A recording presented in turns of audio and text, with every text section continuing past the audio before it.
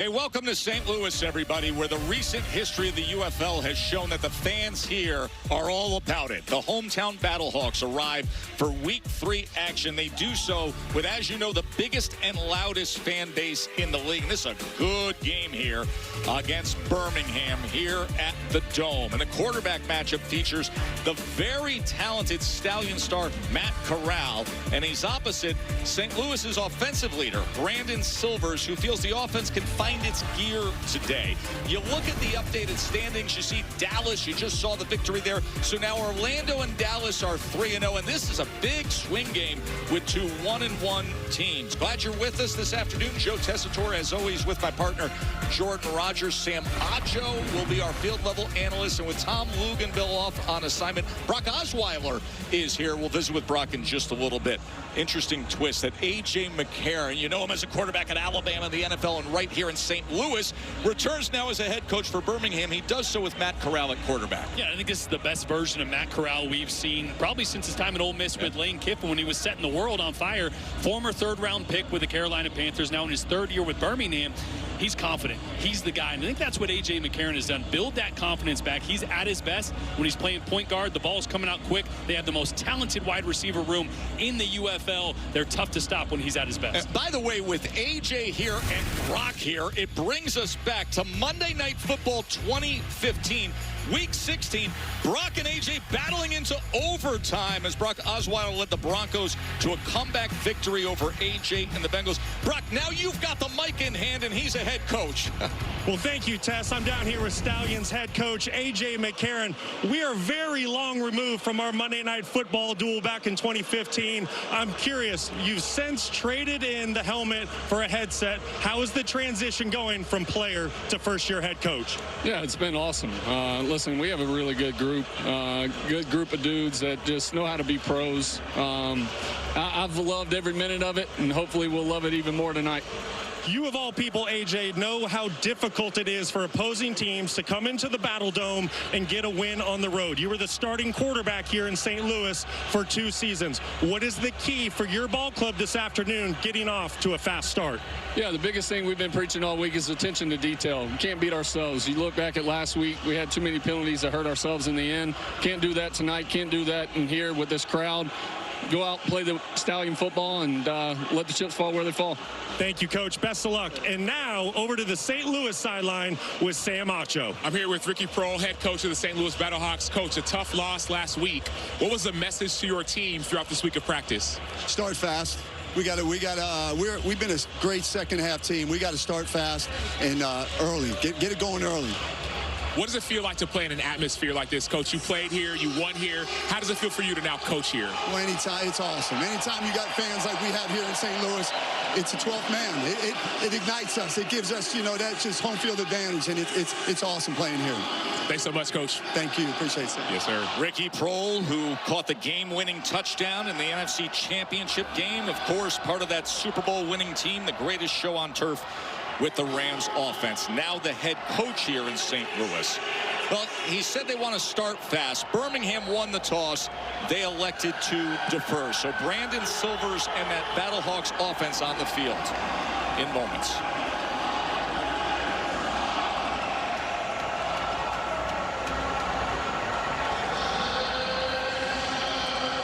Harris and Latuis, the speedy return man for St. Louis, as Garibay gets our afternoon started here.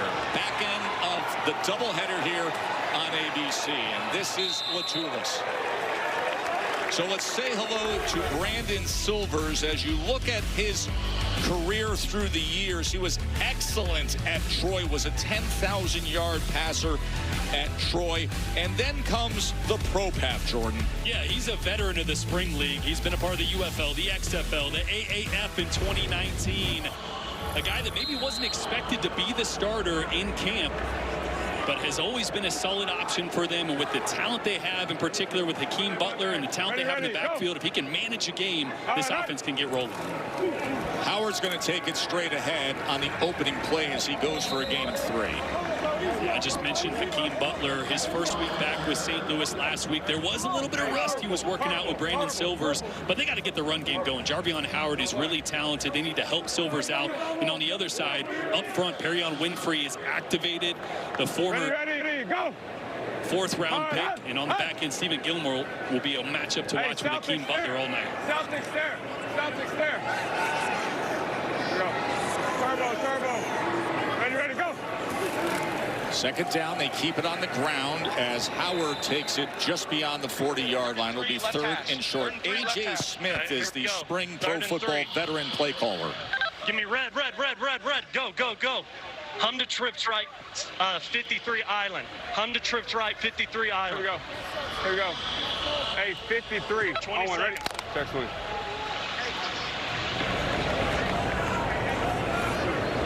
This is an aggressive Battlehawks offense. They like to spread you out, go 4 and 5 wide. Ready, go. 3rd down and 3. Silvers' first pass attempt of the afternoon. Plenty of time as he goes downfield, but couldn't connect with his big target, Hakeem Butler. So Ricky Prohl said, hey, we want to start fast. We want to find that gear for this offense, and it's going to be a 3 and out. Yeah, you heard island, right? Well, they put Hakeem Butler to the left on an island. That first read wasn't there. He's got to stay patient in the pocket. You see Ja'Cour Pearson comes wide open over the middle of the field, gets happy feet a little bit. That's one thing we talked to Silvers about. He's got to stay in the pocket, not drift, and move off of reads too quickly. Already seeing that to start this game. So Sanborn on to punt away. Barber is the return man who puts his heels inside the 10-yard line. And this is a high sky punt that is fielded at the 4-yard line by Barber. And he makes the most of the return, taken down at the 22. So Matt Corral is the quarterback for Birmingham. Of course, so many SEC fans know him well from his time at Ole Miss. He was a 3rd-round draft pick by the Carolina Panthers after that 3-year run as the starter at Ole Miss, Jordan. And extremely talented. I mean, the arm talent is off the charts. And I mentioned in the open, when he plays the game like a point guard, when the ball comes out quick, whether it's off an RPO or just getting the ball to his playmakers in space, he is at his best. The 2 interceptions last week were the game changers. That's why they lost that football game, and 2 mistakes that he didn't have to make. So when he doesn't force the football, this Birmingham offense is really tough to stop. Well, they're going to bring this back. There was a late flag on that return. So with the holding call, they are pinned inside the 5-yard line. And let me tell you something, this dome is loud as can be already.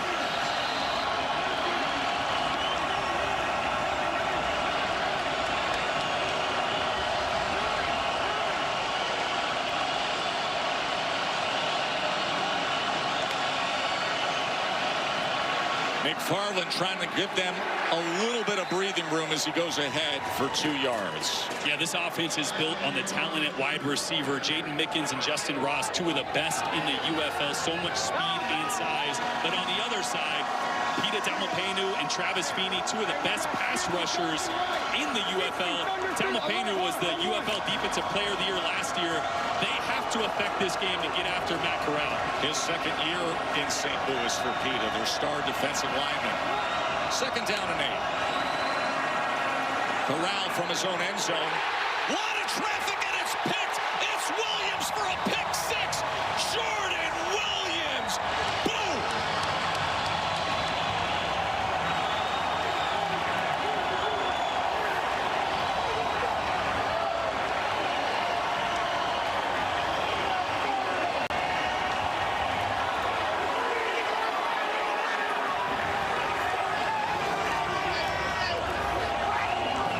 Just their 2nd play defensively, it's a pick 6. Jordan Williams, the former Baylor Bear. Already this defense, this crowd affecting the game. No sacks last week for St. Louis. The defensive front is usually their strong point. Didn't have a great game, but already forcing a bad decision from Matt Corral. Conventional point after touchdown from McCann. Watch Taylor Stallworth. He's going to get in the face of Matt Corral right here. He's rushing up here. He's going to get in the face of Corral. And then you see Jordan Williams just reading Corral's eyes the whole time, dropping into a curl position. And Corral has got to not force that football. That ball cannot be thrown. You see Stallworth getting in his face. He double pumped it, then tried to throw late with a guy in his face, and a zone defender, Jordan Williams, sitting in the curl area, reading his eyes the entire way. I mentioned it. Interceptions and forcing the football was the story for Matt Corral last week. He couldn't do it. First throw makes that mistake again.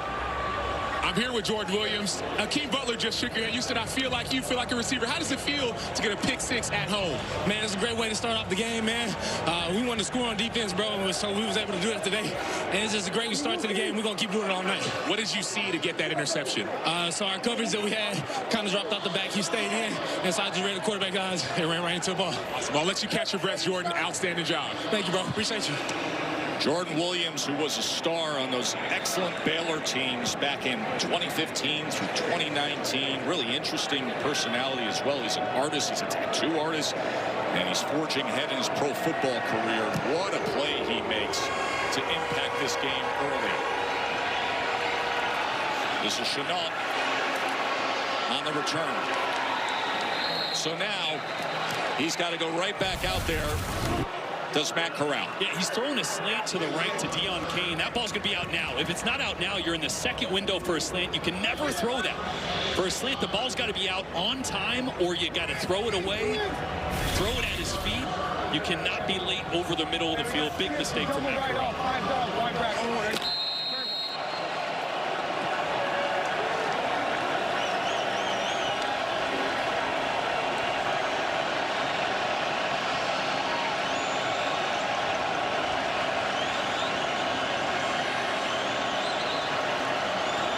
McFarland off left tackle as he picks up the block before he is upended out to the 37-yard line, tackled by Hawkins. That's 10 personnel. Corey Chamblin, the defensive coordinator. All right, here we go. All right, guys. We'll stay nickel right here. Hey, let's go right here. Let's go. Treaty Jab, Boca, 3-week cloud. Treaty Jab, Boca, 3-week cloud. 2024. Boca. So he knows Matt Corral well and got the better of him on that first passing attempt from Birmingham. Second and 3, ball's out quickly. It's complete for a first down and more to Justin Ross, the former Clemson star. Yeah, something to note, a couple of the impact players I mentioned, Travis Feeney and Pita Talmapenu, two of the best pass rushers in the UFL. Birmingham's without their starting left tackle. Armani Taylor-Prelo got banged up last week, was in concussion protocol. They thought he might be back. He's not, so Noah Henderson is filling in at left tackle. I expect, he had a good game last week, but I expect them to be helping him out in pass protection tonight. So after the 10-yard completion, a little miscommunication in the backfield as Corral just tries to get back to the line of scrimmage and loses about 1.5 yards. Jordan, you mentioned Birmingham out starting left tackle. You combine that with the crowd noise that you and Tess have already mentioned multiple times. I can attest, I played in the National Football League for 7 seasons. It might not be a sold-out crowd here today in St. Louis, but they're making it very difficult on this Stallions offense to settle into the ball game. And a lot of this offense is built on checks at the line of scrimmage from Matt Corral when he's got a run to pass option. Corral, as they drag the tight end, that's Tyler Davis, and he is met right at the line of scrimmage by Taylor Hawkins. Skip to train left, 54, spear bumper. Skip to train left, 54, spear bumper. Let's go, Dollar, train air fire. Dollar, train air fire. Dollar, train air fire.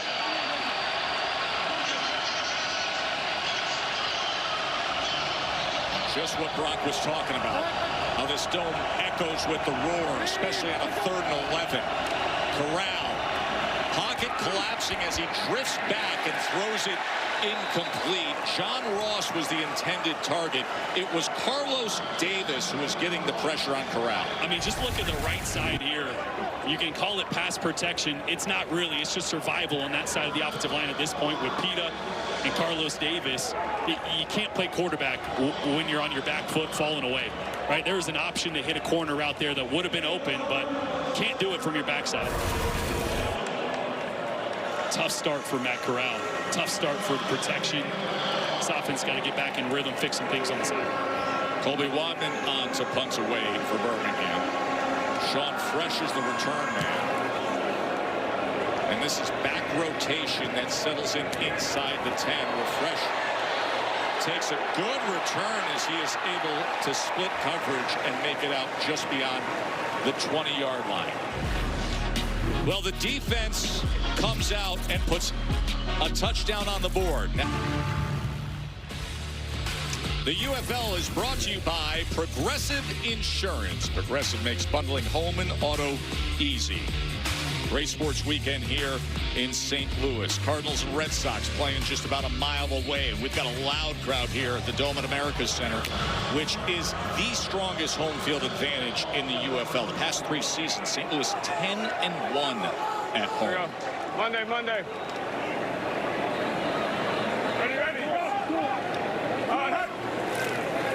Latulis, he's the speedy back as he patiently was waiting for his blocks. You want to know how fast he is? Well, Sportable is what's used for measurement here in the UFL. They do an amazing job across the board, including the miles per hour. Fastest running back says it 22.3 miles per hour. And to put that in reference, of all the speeds in college football last year, that would have been top 5 of anybody, of any singular moment or play. So he can absolutely fly. They'll be trying to get him the ball in space a lot. Sportable does a great job. All the measurables in the UFL. They can do distance and velocity of passes, so we'll have that throughout the afternoon. Take Crowder with the tackle for Kevin Shearer, the defensive coordinator you see there. This is a crucial third down for St. Louis. 3 on the first drive. Green. 1 hole. 0-1. Check. Hey, razor. Where's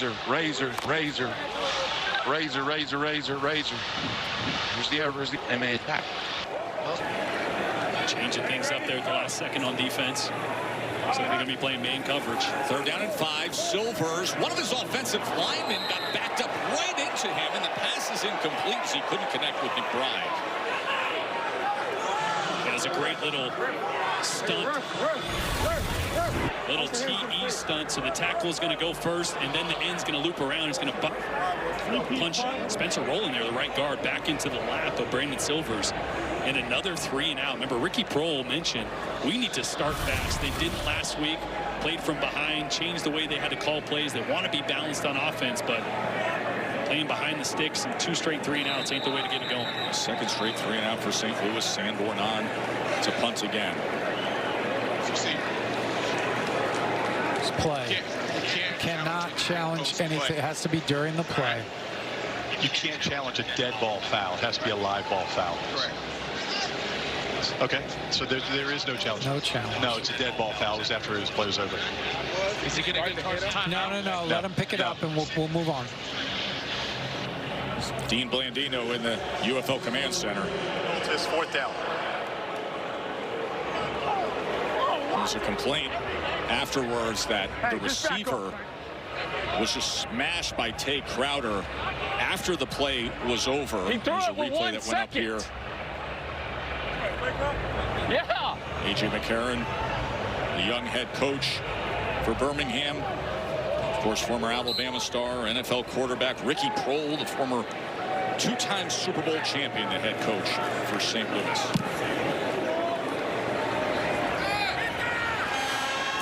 Here's Barber on the return. And that affords us the chance to listen in to A.J. McCarron with his quarterback, Matt Corral. Underthrew, I can't stare there and then pump fake and double hits that. Yeah. I got to get off of it. Watch. He threw it. He's open right out of the break. I got to throw it, or I got to go back to the halfback. Great little insight there for A.J. McCarron, a guy that just was doing it at a high level in the NFL, here in the UFL just a couple years ago. That relationship between him and Matt Corral is really strong this quickly into the season. Snoop Connor goes straight ahead. Brock? I'm here with Stallions backup quarterback Michael Hires. Michael, let's take the folks at home into the mind of a quarterback on this series, if you don't mind. Let's listen into the play and then tell me what your responsibilities are. Windy smash. Here we go. Windy smash. Come on, ready? Got a shot play here. Buy him some time if we get the look that we want. And what's the look you're looking for to take the shot? I'd like to get quarters here. Do you have the look? We could have it. Find some time. He's got him. Downfield, and it is intercepted again. That is Neville Clark. Second interception early on here by Matt Corral as a flag is down at midfield. Here's the result of the play. Yeah, 2 flags down. So we'll listen in to Dean Blandino in the UFL Command Center. Okay, I've got an interception, and he's not down by contact. There's flags during the return, so let's see if we can get an idea. During the return. Block in the back during the return. So intercepting team, illegal block in the back, number 19. 35 10 yards line. from there. Okay. Yep. So it'll be after the interception, during the return, illegal block in the back, intercepting team number 19. It's a 10-yard penalty from the spot of the foul. It'll be first down after enforcement. Boy, they got the look they wanted on defense. The problem is the field safety at the top of your screen is playing so deep they can't get the throw over the top. Corral tries to force it underneath on the fly. What is he doing, an interception. man? What is he doing? And not the start A.J. McCarron wanted for his Stallions. This presentation of the UFL on ABC will continue after these messages and a Wordfeld championship game. Battlehawks trying to put themselves in position to get to the postseason. A touchdown lead, and then 3 straight days of UFL Week 4. Louisville at Houston gets going on the NFL Network Thursday in prime time. And then Dallas at Columbus. Dallas is off to a great start. They are 3-0. That'll be on Fox before we have ABC action. St. Louis at DC. And Orlando unbeaten at Birmingham Saturday at 4 p.m.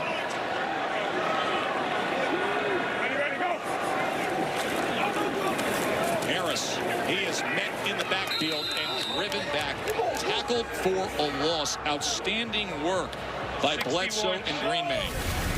Well, just trying to get something going on first down, but look at the penetration on the front side of this. Green Bay was all over, great inside move, and then forced Howard to bounce that even further. No shot there. Loss of 3 yards. Touchdown lead thanks to the defense. Only 10 total yards by St. Louis early on. Silvers going to take a shot downfield. And it is overthrown as he couldn't connect with McBride, and a flag comes in late. 14. Defense. Number 14. Pass interference. Defense number 14. The ball will be placed in the spot of the foul with an automatic first down. That's Hudson Clark. And trying to hit Stephen McBride downfield. I don't think that was on 14. I think that was on Stephen Gilmore. Yeah, a little earlier on the play, probably holding on that. So they got the number wrong there, but the call was right. Definitely restricting McBride from going downfield. But I tell you what, Tess, early in this game, you got one-on-one. Throw to Hakeem Butler, the 6'5" receiver down the other side with one-on-one. Not the guy that has 2 catches on the season so far. A couple years ago, Butler was the offensive player of the year in this league. The other 45. The enforcement. The penalty occurred at the 45-yard line short of midfield. It will be reset with the first down. Oh, no, I'm looking at cleaning it. things up. Butler was dealing with an injury, recently came back this week. That is the UFL Command Center. Incredible transparency in the officiating in this league. Quick to resolve issues. Swing screen you heard there. Latulis, the speedy back. Should be an opportunity for him to get the ball in space. Here they do that as they swing it to Latulis, as he's able to drag a defender ahead to midfield. So right at the 50-yard line, this is going to be just a nose over. So remember, in the UFL, we're always saying it's over now. Are they going to have to go for it on fourth down if they get there? They just inched it forward. Okay, so that new rule, if you cross the 50, you got to go for it on fourth down. So that definitely changes how you call second and third down as you cross midfield. Second and 5. Again, getting the ball out quickly. They do so to Pearson. So here is the scenario that you described, which I believe, and I think everybody who's been covering the league closely this year believes, has made the game far more interesting. 33. Because normally, if you don't pick this 3rd and 3 up, they just punt it. Absolutely. Right? Play the field position game. But now, since you cross the 50, you have to go for it on fourth. Denver, punch out. Hold on, ready? Watch slow-mo. There we go.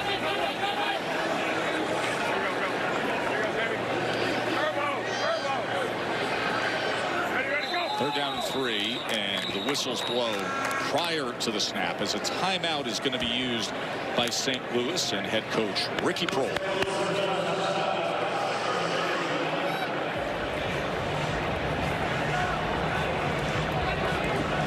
Tyler Fulgham is our betting analyst today. Tyler, how you tracking this game? What are you looking at? Yeah, Tess Jordan, good afternoon to you guys from beautiful St. Louis, Missouri. Before this game started, very interested in the Battlehawks. They were an underdog, though the line was moving their way. They opened 2.5, got to a 1.5-point dog. In the Battlehawks' history there at the Battle Dome, 3-0 against the spread, 3-0 straight up as an underdog. A great spot to bet on them. And even though now with the 7-0 lead, they are favored on the live line, I really do think this is a spot where you can look at St. Louis. Especially if Birmingham scores to even this thing back up, I jump right back in on the live line of St. Louis again. This is a game where I played them on the money line, plus the points as a dog coming in.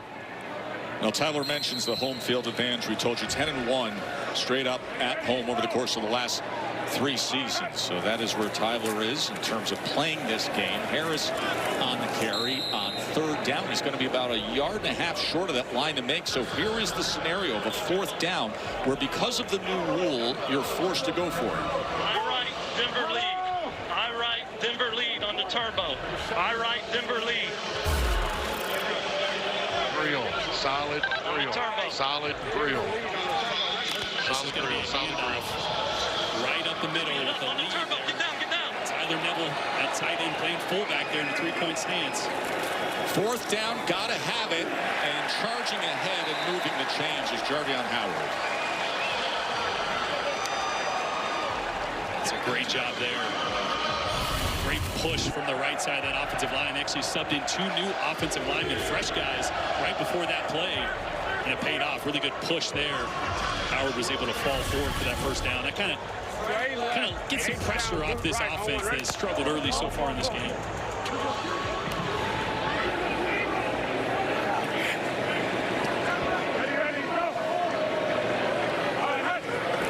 First down, tap pass, trick play coming here. This is Jackson seemingly looking to throw it and then realizing the pursuit was there as they were quick to get on him. Gilbert the first to get to Blake Jackson. Well, I love the play call, right? Even requires Brandon Silvers to get in on the action. After he hands this off, he's going to try to steal block on the defensive end. Gets in his way enough. Problem his coverage downfield was great, but Blake Jackson's a guy that was an All-American quarterback for D3 Mary Hardin Baylor. So a guy that is dynamic with the ball in his hands, yes, but can also throw it. And Jackson was the MVP of the Division III National Championship 10 years ago. Second and 11. Silvers. Pocket collapsing, and they get to him. Sacked all the way beyond the 50-yard line. The Birmingham defense does their job. Ukwa getting involved, as was Gilbert. And it's great. It's a green dog, which means as soon as that back exits, the linebacker sees him, then he's going to add to the rush. It's not necessarily called the blitz, but as soon as the running back goes the opposite way, that play side backer blitzes, and it's a free shot at the quarterback. And that is what Birmingham didn't do last week. 0 sacks. They weren't able to affect the quarterback already so far, making Brandon Silvers uncomfortable. By the way, 3rd and 18, they already crossed midfield. So remember, they would have to go for it on 4th down. And he's able to connect and hook up with Stephen McBride. This is a big-time throw from Brandon Silvers. This is a deep bench route to the right. Watch the confidence and the timing that Silver's let this one go. One hitch, rips it. McBride, great job, great route, getting inside leverage and breaking back out. So now a 4th and short after they pick up 16 yards. What a play just to recover most of that yardage. By the way, that ball was past midfield because of the sack. So they went over midfield, retreated back beyond midfield, and then had to recover the yards for an automatic 4th down. And a timeout is going to be used by St. Louis, exhausting their 2nd already of this first quarter.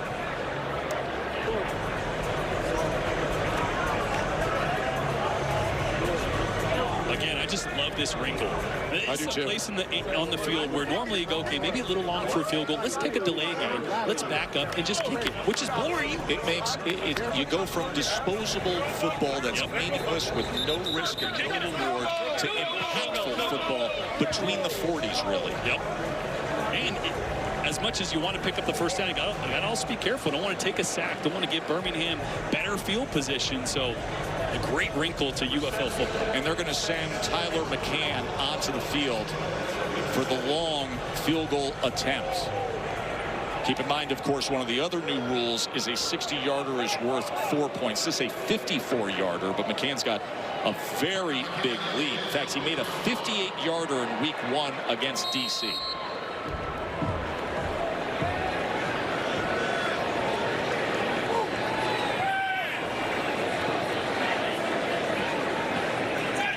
So the 54-yard attempt by McCann.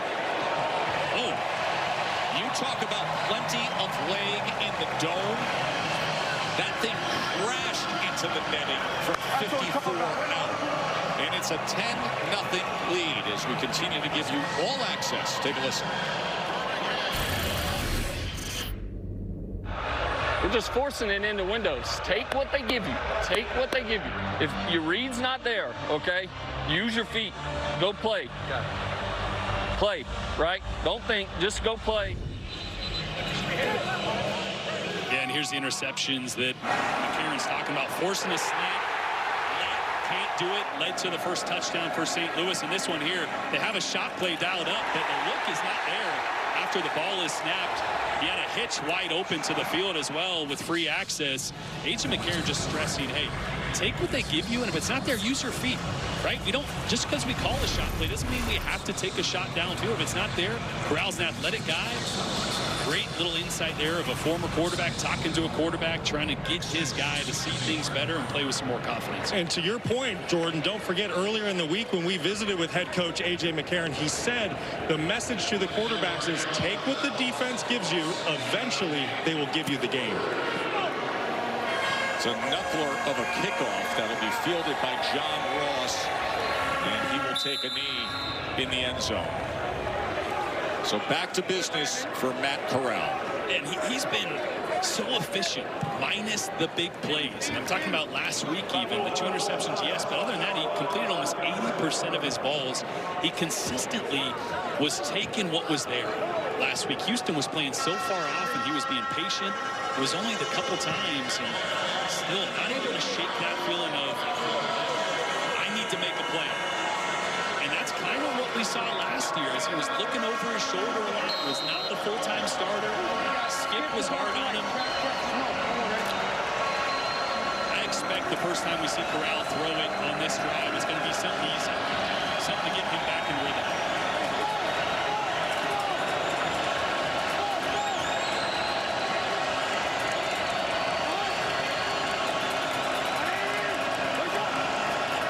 McFarland goes ahead for a gain of 2.5, tackled by Farrell.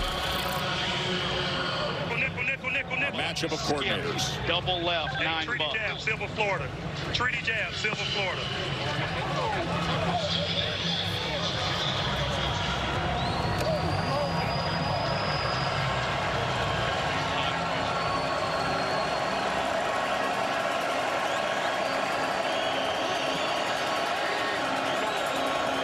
Second and 8.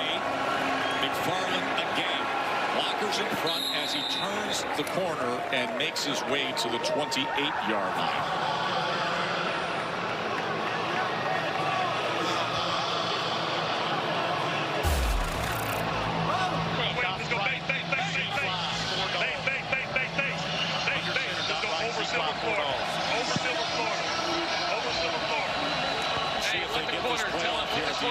Let the quarter go, Maddie. Let the quarter go, Maddie. Quarter go, quarter go, quarter go, quarter go, Maddie. Let the quarter go. Say quarter go, let the quarter go. And that's exactly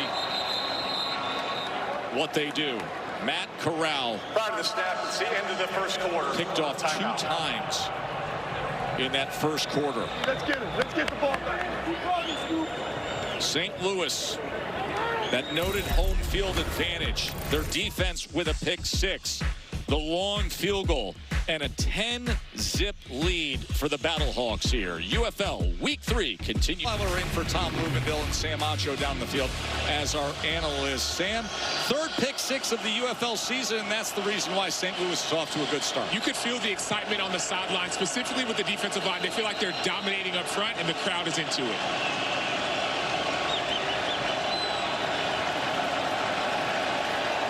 Matt Corral quickly out into space to Kane. Flag is down at the end of the play. Pass interference, and they're going to walk this back. on the offense. Number 81 on the offense. Pass interference, offense number 81. 10-yard penalty from the previous spot. Repeat 3rd down. That's Jordan Thomas, the tight end. We mentioned 3 pick 6s so far in this UFL season. Dallas and DC had the other 2. Dallas is off to a great start with their passing attack. One earlier today right here on ABC. They are 3-0. It'll be interesting to see what defense St. Louis lines up in. Last play was over backer 1 and base. This play, longer down the distance. They're in nickel, so it looks like it might be a 4-man rush.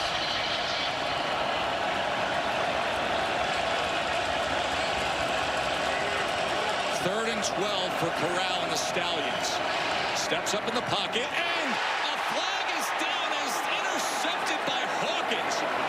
We will see if this stands. But the flag came in right away. What do you have? Prior to the interception, legal contact on number 23 defense. It was the one that... Yeah. What's on number 2 receiver? Ball. Illegal contact, number 23 on the defense. 5 yards. Spot on make first down. Prior to the interception, illegal contact, defense number 23. The 5-yard penalty is enforced in the previous spot and includes an automatic first down. Another risky decision. It was a really good call. You're going to see the contact once we get to the top of the round here. I want to show you 2 things. First, I'll circle the contact right here. There's contact there, but look at the wide open. Just work through your progressions if you're Matt Corral. That is, you're forcing the ball over the middle of the field when you have a guy on the outside wide open short. Corral on the slant, and this time gets it out on time to Barber. Jordan, you're all over it. It's something that Matt Corral told us this week. He said, when I'm decisive, when I trust my footwork in the pocket, that's when I'm at my best. But you see what's happening early on in this football game. He made a couple of mistakes. He's thrown 2 interceptions, and now he's losing confidence. So he needs to stick to his footwork. He needs to trust his mechanics and find a way to settle into this football game. He desperately needed that penalty for a first down. 2nd and 2. Connor probing that line and then muscles away, and he may be spotted just short. He may have 3rd and about the distance of a football here. Right close. Split, 4-dog, F bubble. Skip to Bud's right close. Split, 4-dog, F bubble. 8-6, 1-2. 1-2. 8-6, 1-2. Former Ole Miss teammates in the backfield, Matt Corral and Snoop Connor. And And with that effort, it'll be a first down for Birmingham. They were teammates at Ole Miss. Connor had a lot of success there. Had a big game against Louisville back in college football back in 2021. Spent time with the Cowboys in 2024. And that looks a little bit like Ole Miss, right? You saw the get-back throw for Corral that he completed was a little RPO. He's very comfortable zone read, getting eyes on a linebacker, replacing with a quick throw. I like that A.J. and Tyler Siskey went back to some of the bread and butter that he's comfortable with.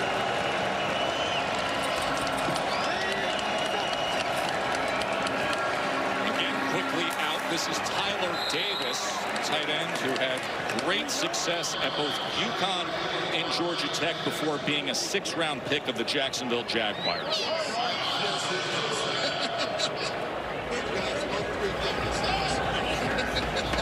Yes, sir. And we got train left, 60 minutes, family light, and home ahead.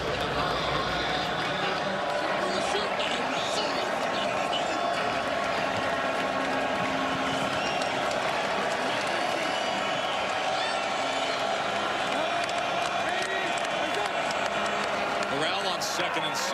Backing up, looking for anything and extending the play. Before he checks down to McFarland, and McFarland is out to the 47-yard line. Let's go. It'll be 12, down 12, from there. 12. We got trips right, F short, split, 4 dog. Trips right, F short, split, 4 dog. Yeah, I got this. Let's go right here. Hey, toes backer 1. Toes backer 1.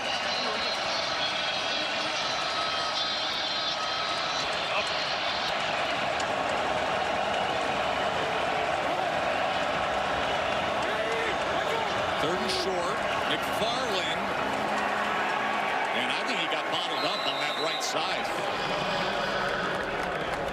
He's definitely going to be short here. Now a decision. A.J. McCarron, 4th and less than 1. No hesitation out of A.J. McCarron. Love it. Of course, it is not part of the new rule right now. He's 1 yard shy of that 50-yard line, so he's choosing to do this. Snoop Conner comes back into the game on 4th and short. And he is tackled for a loss. Excellent job by that St. Louis front. As well as the defensive back, Daniel Isom, getting involved. And Travis Feeney making a good play as well. Does a great job by Taylor Stallworth, splitting the A-gap right there, blowing this one up. Snoop Conner had nowhere to go.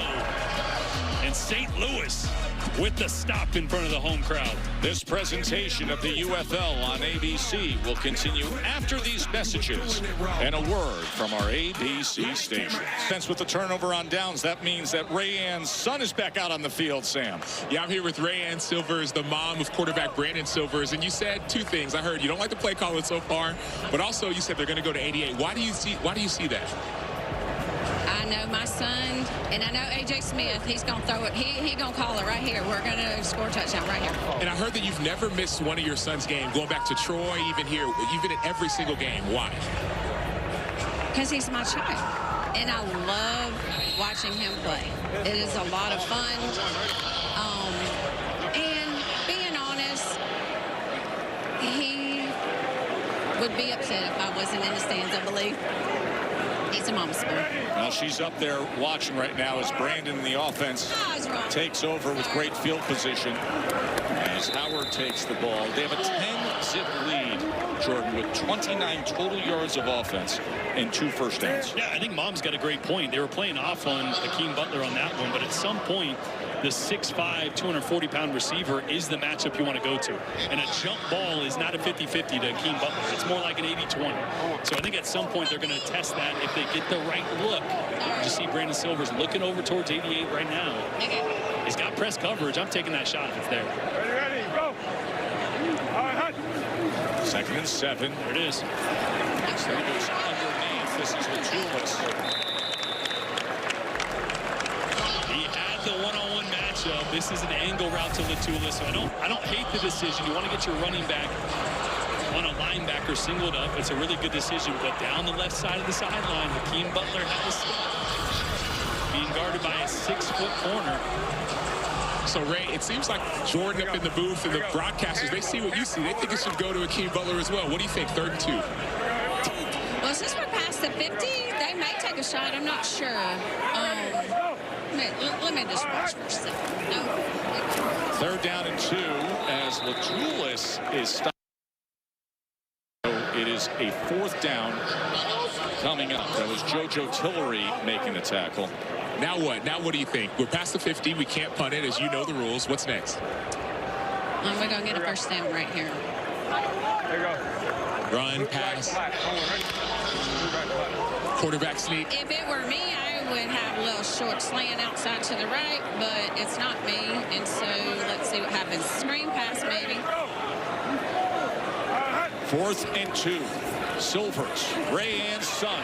Intercepted. The Birmingham defense comes up big with Tay Crowder. And Crowder on the return with blockers in front. Excellent return by the former Georgia Bulldog.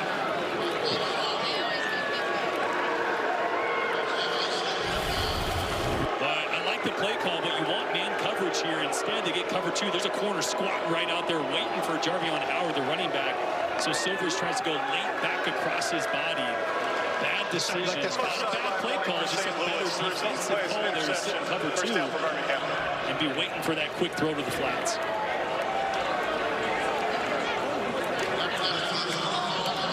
Boy, this is really a war of attrition right now. Which quarterback is going to protect the football is going to be the team that's going to win.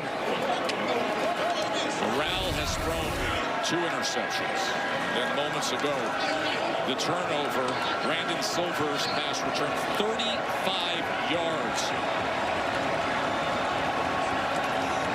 Now, great field position for Birmingham as they begin on the St. Louis 35.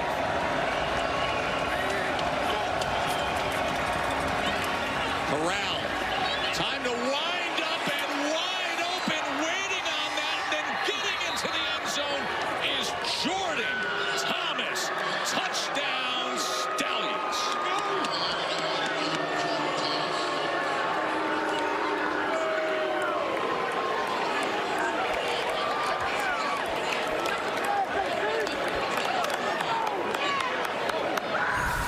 Boy, it was the perfect play call for a corner blitz. You see the corner blitz coming from the right side. That means that safety then scoots up and the tight end leaks all the way from the opposite side. And the reason that was underthrown is Corral had to let that go so early. Thomas's eyes weren't up yet. He didn't want to overthrow him. And Jordan Thomas, great concentration, the big 280-pound tight end. Former NFL draft pick of the Houston Texans. Spent time with the Cardinals, Patriots, Colts, Lions, Falcons. Up big here with a 35-yard touchdown reception as Garibay adds the extra point. And now you look at the 17 points we have up on the board, and they've all come off of turnovers. You had the pick 6, the long field goal off the turnover, and now this immediately following the interception return by Tay Crowder. And Matt Corral, after a shaky start to the day, the big strike downfield. 10-7 game here. Here's what quickly got Birmingham back into this game. That was a great defensive call there. Tay Crowder sitting right in coverage where Brandon Silvers wanted to go. Mom wanted the deep ball, not that. Oh, man, the roller coaster of being a mom of a quarterback. The highs and the lows, and then Birmingham, the perfect play call against corner blitz. No safety help over the top. Jordan Thomas leaks from the front side to the back, and a great circus catch to close that one off, and Birmingham answers. Tay Crowder had that interception, by the way, was Mr. Irrelevant in the 2020 NFL Draft. He was the last pick of the 7th round, went to the Giants. Glad to have Brock Osweiler with us. I'm here with Stallions quarterback Matt Corral. Tay Crowder, what a play he made for your defense to set up the offense to give you that chance to throw the touchdown. Walk me through that touchdown that your offense desperately needed. Yeah, so we're going to 12 personnel here. We're expecting them to match up with the big, so we're going to get a one high on the man here. 12 personnel, 2 tight ends, correct? Yes, sir. We motion over the tight end just to get their attention over here. We got a play action. We got pretty much a wide hide here. He's coming underneath all this stuff. Got running a wheel backside. He's on a deep post. Here we're just clearing out over there. I'm taking 3 big steps. He's clearing up anything. And Matt, what is your progression? I know you're trying to hit the tight end, but what is your progression? Yeah, we're not going to pass one to get one, but we're also not going to be waiting on the front. Okay, so why don't you go ahead and clear that for me and roll it out. Say that one more. Go ahead and hit play for us. Now pause. Now what do you see right here? I see this, and that's where you see Pater. Yeah, you're smiling ear to ear. You finally get that breather throw you need for the big play. Go ahead and hit play for me. Got to get it there. Your tight end made a heck of a play. Way to stick in there. Great play, Matt. That was Jordan Thomas's 35-yard touchdown moments ago. Now St. Louis with a 3-point lead. Back on offense. 2nd and 6. Brandon Silvers, the quarterback. And he's going to take a shot downfield as he's able to get it to his big target, 6'5" Hakeem Butler. That's the one-on-one matchup we've been talking about, and that is an absolute dime from Silvers. Less separation on this play than probably did last drive. They're about even, puts the ball right over Hakeem Butler's shoulders. Great catch. 31-yard reception. Latulis now goes straight ahead as he works his way inside the 25. Tackled by Correa. Brandon's mom's probably going, I told you to run that. Motion to That's who she wanted to throw to. H motion to trio left. 10. Still 10. H motion to trio left. Kentucky. 2nd and 6. H motion to trio left. Kentucky. All right, we got Boomer. Tez back in the huddle. Let's go, Boomer. Next play. They got it. Scoot out. Pass the pro number. You're the post. What's protection? We're 561. You got to drift, Keem. Ready, go. 2nd and 6. Silvers. As they just hook it up over the middle to McBride. And McBride works his way to the 6-yard line. It'll be 1st and goal. Boy, watch the patience by Silvers. He wants to get rid of the ball, holds on to it the last second with somebody in his face, and finds McBride right over the ball. Remember, he mentioned too many times he was drifting away, panicking. That time, stayed in the pocket, found his guy. Prior to this drive, they only had 2 first downs. Now they're knocking on the door for their first offensive touchdown of the game. See if they can cap it. Latulis straight ahead as he dives ahead to the 1-yard line.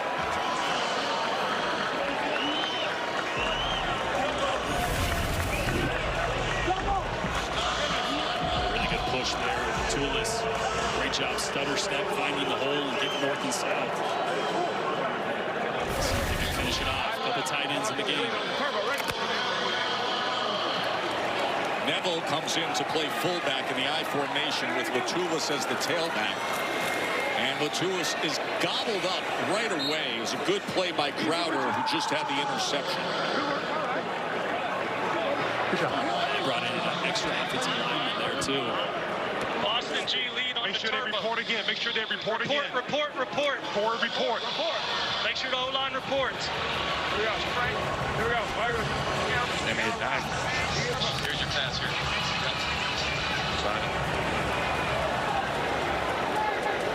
Ready to go. 3rd and goal. Latulis, can he get in this time? No, he is stacked up. Good penetration again from the Stallions front. This Birmingham defense has been so good in the red zone for the first 2 weeks of the season. They bend, but they do not break. A big play there, and it is 4th down, Jordan. They had 4 goal-to-go on the field last week. So they have been so good, backed up against their own goal line. Let's go! St. Louis thinking about this one long and hard. I think they might take a timeout. Timeout! And that's exactly what they're going to do. Ricky Prohl is going to utilize the timeout here. It's interesting to see Brandon Silvers manage this drive. You know, prior to this drive, we were mentioning the first downs. They only had 2 first downs. They only had 29 total yards prior to this drive. It's 60. The Silvers perhaps settling in just a little bit. You see the difference is when they can threaten the deep shots to Hakeem Butler, it forces the defense to play two high safeties because you got to help out on that side, and then the run game opens up. The quick throws over the middle open up. So Hakeem Butler and his ability to stretch the field really unlocks the offense. Bringing Sam and Brock to the conversation. Guys, your thoughts to this point. Sam? It'll be interesting to see the decision that's made. We heard from Ricky Proehl earlier in the week. He wants points. We saw them kick field goals on 4th down low in the red zone last week. And so we saw a field goal earlier. We'll see if they take the points or try to go forward on 4th. Well, this is huge for momentum for the Stallions. They just came off with a big play touchdown with Matt Corral. If they can get a stop here and get some more points before halftime, the pendulum has swung. 4th and goal. Jarvion Howard comes into the game. Big 222-pounder. Tight end Neville's lined up as the fullback. 4th and goal. Straight ahead. Howard is met right in the hole by Crowder again. Crowder with the interception. The tackle for loss. Turnover on downs. A goal line stand by Birmingham. Unbelievable play by Tay Crowder, meeting Jarvion Howard in the hole at the 1 yard line. Look at the leverage. Gets low, low man wins. Tay Crowder back-to-back huge plays, backed up inside the 5 yard line. Tay Crowder, back-to-back series where you make game-changing plays for your ball club. How are you doing that out there today? Defense flying around right now. We're just trying to pick the offense up and keep making plays for the offense to win. Are you having fun? Having a lot of fun. I love it. I love it. Keep it going. Corral from the end zone. That ball was deflected right at the line of scrimmage. I think it was big Travis Feeney getting his hand up. Feeney did a great job. He didn't get to Matt Corral, but Corral often drops his slot, throws a little bit sidearm, so that ball comes out low. And Feeney got his hands up. This is danger area. Remember last time they were back here, first drive of the game, Corral threw the interception that was returned for a touchdown. He's got to be very, very careful with his decision making. I'd like to see Matt Corral work a hard cadence here. I know you're on the road, but if you can get a free 5, it's helpful. Trying to get the ball out quickly. It wasn't available for him, and now it's going to be 3rd down as he just tried to work his way back to the line of scrimmage. It is. Give me dollar. Give me dollar. Give me dollar. Give me dollar. Give me dollar. Give me dollar. 60 least takeoff. Let's go. Take a shot. Skip Dolphin left. 60 least takeoff. Fresno Wondler. You heard Tyler Siskey there. Watch the draw. So they're going to try to push the ball downfield. Can they protect against these talented pass rushers? Here's 3rd down. Pocket collapsing, and it's incomplete. He was hoping for the best from Deion Kane, the former Clemson star, but Clark was there defensively. Dropping the passer. Yes, you got to go. Number 96, double action, kind of taking him to the ground with 96 body weight. Corral went down very Personal hard. foul, roughing the passer, defense number 96. That's a 15-yard penalty from the previous spot that includes an automatic 1st down.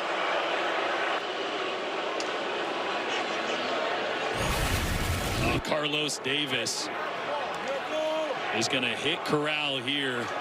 It's really about finishing. Davis goes over 300 pounds. And they were trying to hit a little hitch and go. Maybe it was just a hitch, but Deion Kane just keeps going downfield. Carlos Davis had a bad roughing the passer penalty last week that stopped St. Louis from getting the ball back late in the game. And again, a big mistake with Birmingham backed up. Former Pittsburgh Steelers draft pick.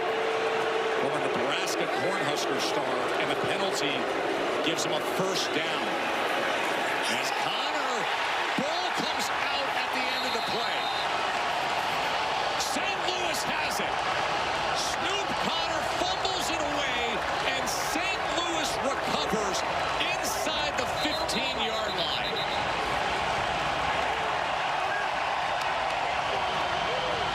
You know what St. Louis is saying right now? Ball don't lie. Levante Bentley with the fumble recovery. And Snoop Connor is just trying to do too much here. It's a negative play. It's blown up. You see, and the ball is really loose. Actually hits his own thigh because that ball is so loose. Trying to make a play after evading the first tackle there. A.J. Thomas the first to get in there, and then Bentley with a huge fumble recovery. And after a goal line stand, all of a sudden the Birmingham defense has to come up big again.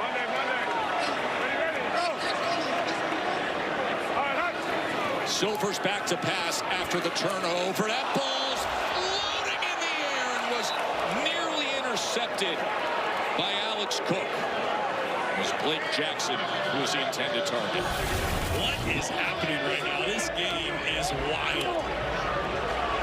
Big fumble, St. Louis, and almost gives it back here with a deflection that Alex Cook almost brought down. Look at the hat cam view. That is our exclusive hat cam view. That is being worn by part of the officiating team. Great look at all access of the UFL. 2nd and 10. Silvers. He is brought down and sacked back at the 22-yard line by Bledsoe. This is a great individual pass rush move by Bledsoe. He's almost releasing wide, thinking like there's going to be a stunt. Works back inside across the face of Spencer Rowland, the right guard.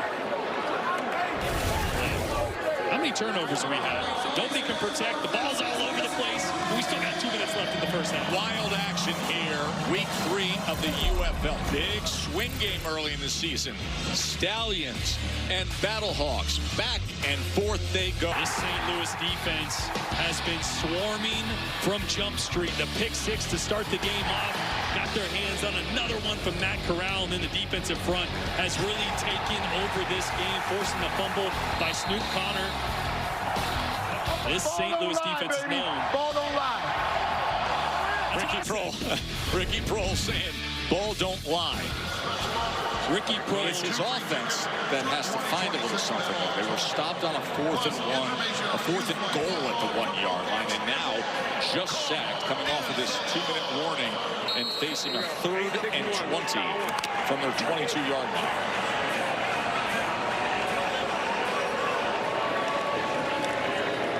Brandon Silvers, starting quarterback. And some struggles early on this season. Can he find a rhythm? To the end zone he goes, and that should have been intercepted again by Alex Cook. This is just a predetermined decision. Before the ball was snapped, he's saying, I'm going to throw this skinny post to the right. There's an underneath defender and a safety over the top. You cannot make that decision even on 3rd and 20. Take your view from the hat cam as Ja'Cour Pearson was the intended target. So a 40-yard attempt now from Tucker McCann, who has a monstrous leg. And he's off to an excellent start this season. 6 of 7 made from 54 earlier. This from 40.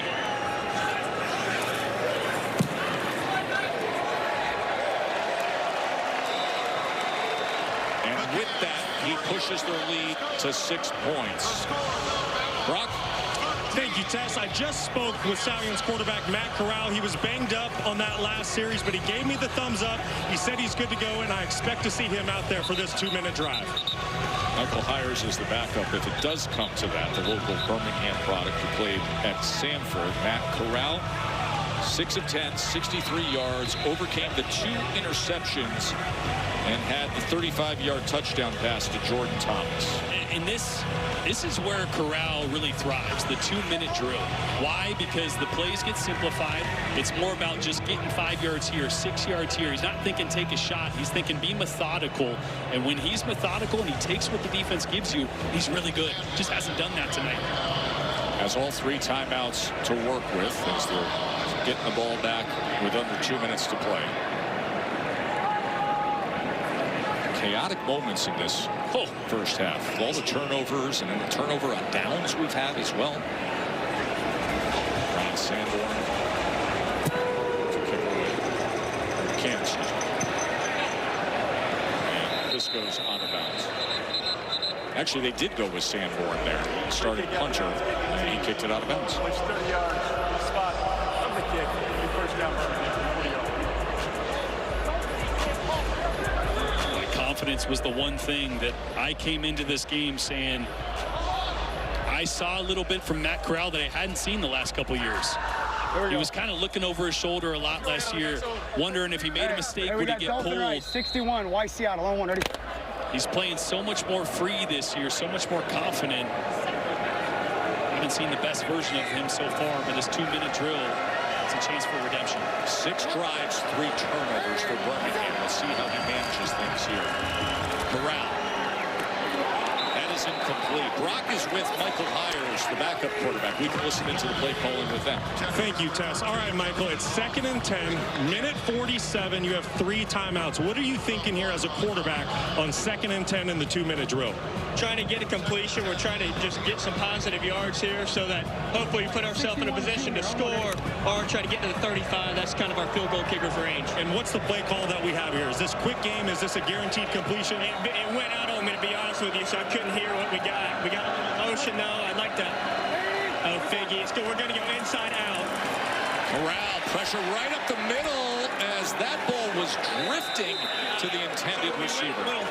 Little F motion there to try to see what they were in, just get a coverage indicator. They went man, so we were going either to Mick, who's great on 3rd down, or we're going to come back. And it really seems like you're getting a lot of internal pressure today. If you get any softness on the outside, is that something where you can signal like a quick out or a hitch just to get the drive started? Yeah, we got some physical receivers out wide, too, so trying to get the ball in their hands, they can maybe make what got missed and go a long way. And now 3rd and 10, clock's not rolling. You have to find a completion here to put some pressure on St. Louis, correct? I think we're going to be safe here, to be honest with you. Corral gets it out quickly. And it was safe to Justin Ross, so that'll bring up 4th down.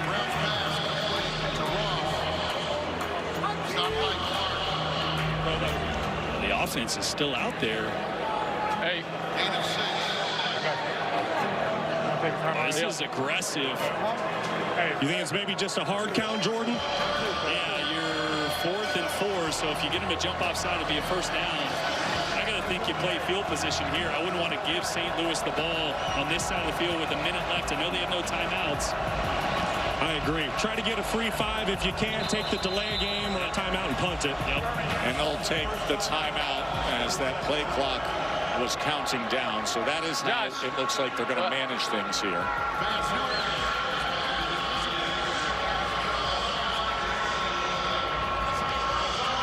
What we see on the pass over the middle right there. All right, so when I saw it, I saw him go into the ground, but there was no contact to put him to the ground, and the guy just reached over to the ball. That's what I saw. Okay. Head coach A.J. McCarron. It's funny to say that, head coach A.J. McCarron, for obviously a generation, a young generation of football fans that know him as the star Alabama quarterback, and then the Bengals quarterback. Played 8 seasons for 4 different NFL teams, and that was first year as a head coach. He was a quarterback here for St. Louis, played for the Battlehawks with great success, and now returns as the opposing head coach. I thought it was interesting talking to AJ. You know, he's a guy that played under Nick Saban. But he said, my #1 goal was to be a player's coach. I wanted these guys to know I was going to take care of them. He said, I think a lot of people make mistakes of trying to be Nick Saban. Not finding your own identity. So he has a lot of those same principles, but approaching it slightly different this close to his playing career. Colby Wadman onto one. High snap that he fields well, and then gets it away with a decent operation as Fresh is taken down with good coverage downfield. Sam? So I'm down on St. Louis' sideline. I just heard from offensive coordinator A.J. Smith. It looks like they're going to make a change at quarterback, and Harrison Frost is going to go in at QB. So quarterback change on the St. Louis Battlehawks sideline. New QB in the game. All right, so Harrison Frost, who Ricky Prohl told us the other day, said, listen, if you're sitting at our practices, you realize he has really been coming on in this quarterback competition. Yeah, really natural thrower. Spent time in the CFL with the Hamilton Tiger Cats the last couple of years. He can really sling it. 52 seconds here, no timeouts, though. I don't think they're going to press the issue. Maybe a quick, easy completion or a run play. Ready, go! See if they get something going, but if not, go to half happy with this lead. As as Harris takes it ahead. No timeouts. Kadokasi with the tackle there. Well, this year the NFL Draft is in Pittsburgh. Three-day event begins Thursday, April 23rd. Reminder that every pick is on ESPN with all the, the typical analysis you would get with every pick followed along. And then if you watch the ABC coverage, right here on ABC, we'll cover the prospect's journey to the draft. Coverage also available on the NFL Network. It begins Thursday, April 23rd. Broadcasting these UFL games, every time you're here, you're mentioning where a certain players were drafted. Time and again, these rosters are filled with former NFL players working their way back to the NFL. Look at all the players that were drafted into the NFL for St. Louis alone. Yeah, and a lot of those guys had meaningful careers, 20, 30, 40 NFL games, and now trying to get some more tape, maybe fix a flaw that got them out of the NFL with an opportunity to try to get back in. Harris, good run by Harris as he gets ahead towards the lines again. And at the end of that play, Rajay Harris is reaching for his leg, and the medical team comes out right away. Looks like they are going to mark him just short.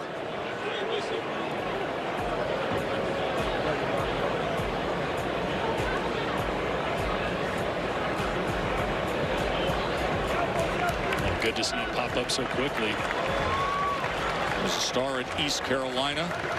Had a 220-yard game in their bowl win against NC State. That was in the 2024 Military Bowl. He went for 220 yards and went undrafted. But one of those guys that just said, listen, I want to stay ready. I want to stay fit. And this opportunity for St. Louis came along.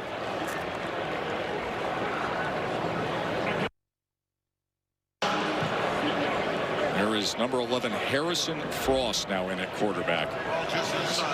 Brandon Silvers started the game, was 7 of 12, 75 yards, interception, and was sacked 2 times.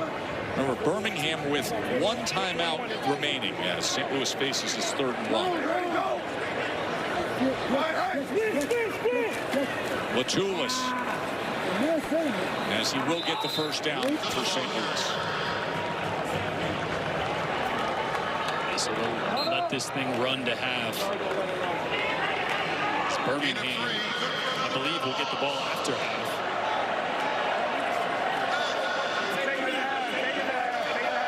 Birmingham won the toss to start the game. They elected to defer. So trailing by 6, they will take possession to start the second half. Yeah, we're receiving. I want to remind you, coming up I got you guys mixed up. at halftime, we'll take a closer look at the remarkable life and journey of St. Louis tight end Tyler Neville. 13-7 at the half. Halftime here in St. Louis. The powerful story of Battlehawks tight end Tyler Neville when we return after this short break. Get off the field! Sprint off! Hey, you know I love each and every one of you, but I'm gonna rip your ass when we need to rip. Simple as that, right? It's expectations.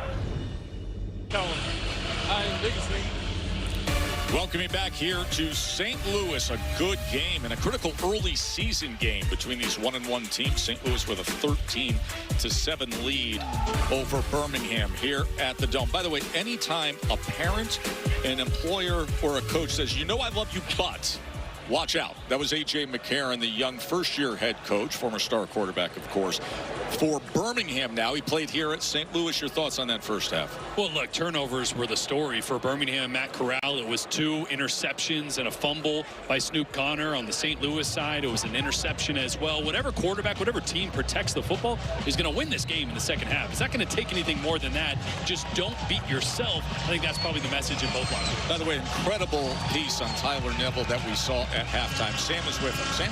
I'm with Tyler now. Tyler, we just watched this unbelievable piece about your story, but how's your health? It's good. It's good. I feel great now. Definitely. How does it feel to be back playing football again now in the UFL? It's great. I mean, I'm having so much fun. You know, I'm so grateful for this league, opportunity it's providing all of us. I'm having so much fun playing football. I know you spent last offseason with the Cowboys. What are your goals for the future? I'm trying to get back. You know, I think this league's the league of opportunity, and they've stressed that, and I think they're investing in it to where it is that. So I'm excited to get back. I'm excited to show what I can do on film every game and get back there. And then last one, y'all had an opportunity to serve people at a hospital yesterday. Why do you do what you do in the community now?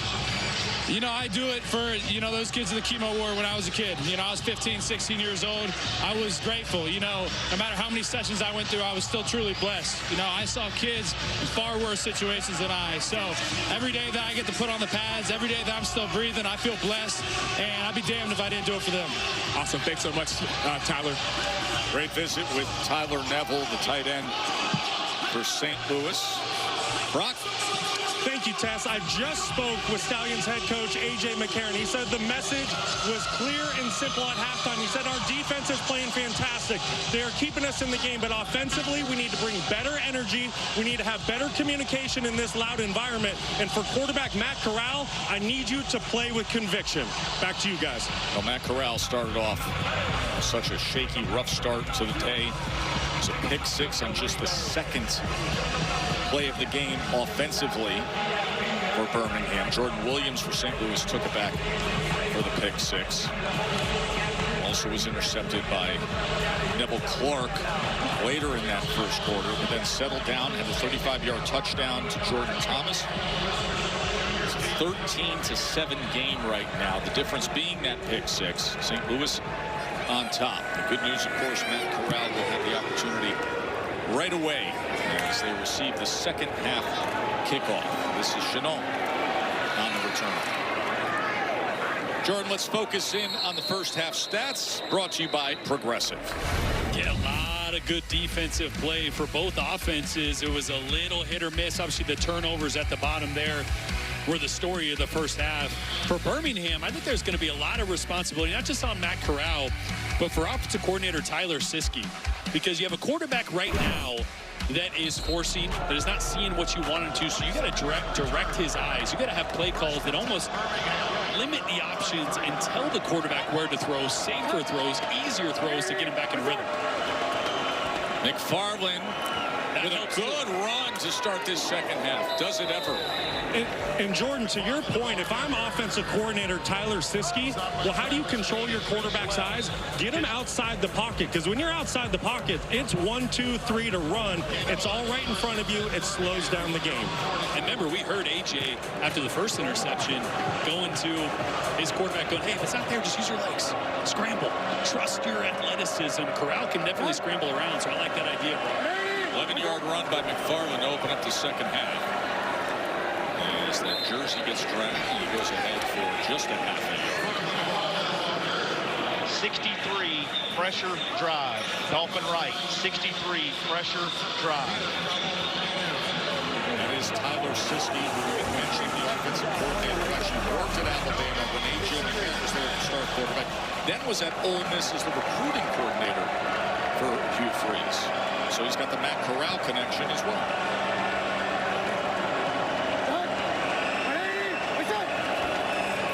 Second down.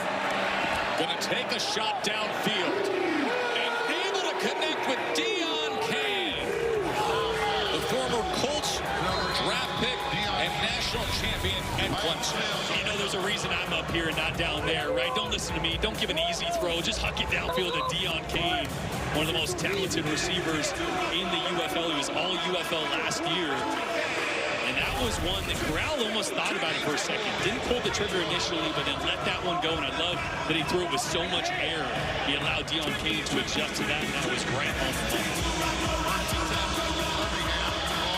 Deion Kane with the 40-yard reception. And just like that, Birmingham takes the ball to start the second half, and they are in striking distance now.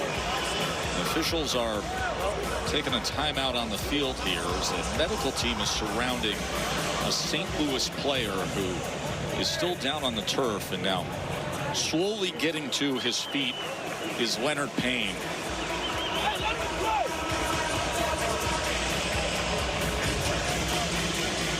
down on the field right now, Tess. It looks like that's Travis Feeney, the defensive end, who was near on the sack on that last play, barely missed it. He was huddled around by the support staff. That's Travis Feeney. Travis Feeney, excuse me. One of those talented pass rushers for St. Louis. They have been giving Matt Corral fits. Getting him out in space, helping his eyes. Harris was getting after Matt Corral. Tyler Siski, the offensive coordinator, opposite Corey Campbell. Dolphin left nub, fat, 54, X level. Dolphin left nub, fat, 54, X level. Hey, we got Dolphin left nub, fat, 54, X level. On one, ready? He's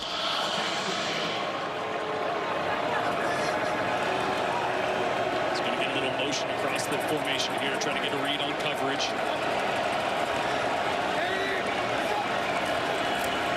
Second down, pressured right away, and with that, he couldn't hit the shallow cross to Justin Ross. Carlos Davis was impacting the play. 10. Hey, give me dollar. Give me dollar. 10. Give me dollar. Give me dollar. Give me dollar. Give me dollar. Give me dollar. Hey, let's go Fresno 1 lurk. Fresno 1 lurk. Fresno 1 lurk. Watch the draw. Back safety. One lurk there, going to get man coverage. Find your best matchup. 10, Corral, incomplete. And Ross wanted a flag. The coverage came from Miles Sims. A lot of contact down here, guys.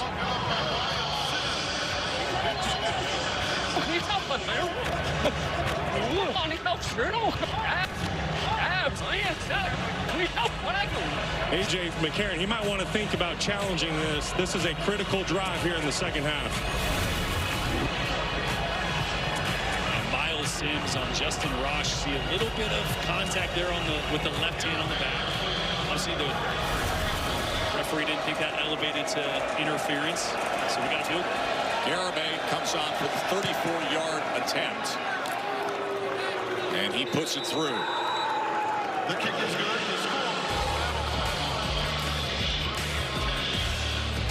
It closes to just a 3-point margin here in St. Louis.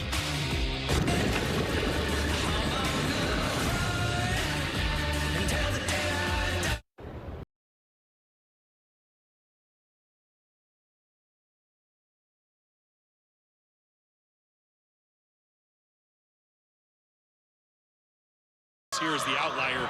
They pack this thing out.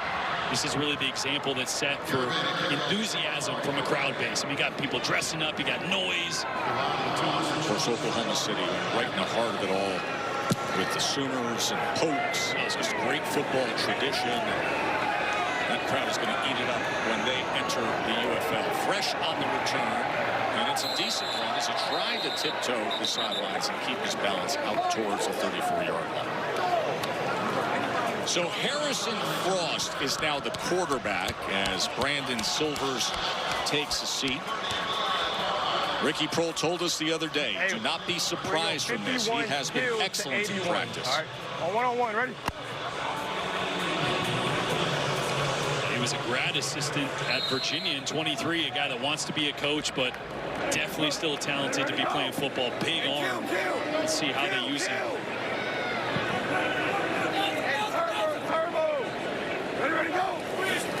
Frost on first down. That is jumped. That is jumped by Goodrich, and it's a pick six. We got dueling pick sixes here in St. Louis. Stallions get their own. Mario Goodrich put it on the board for the quarter. All right, great lesson. If you're going to throw a hitch route from shotgun, it needs to be a one-step. It's a catch, gather, and throw. That time, Harrison Frost was late to Hakeem Butler. The look was there pre-snap, but a great break on the football by Goodrich. And with that, Birmingham takes their first lead today. Come over here, come. I'm gonna come over. Garibay adds the extra point. No good. So watch the feet. He's going to take 3 steps. 1, 2, 3, and then let that ball go. So he is a tick late. If you're throwing a hitch route against off coverage, it's a catch. At most, 1 set and throw. That ball needs to be out much quicker. That gives Goodrich the 1 more step to cut that ball off.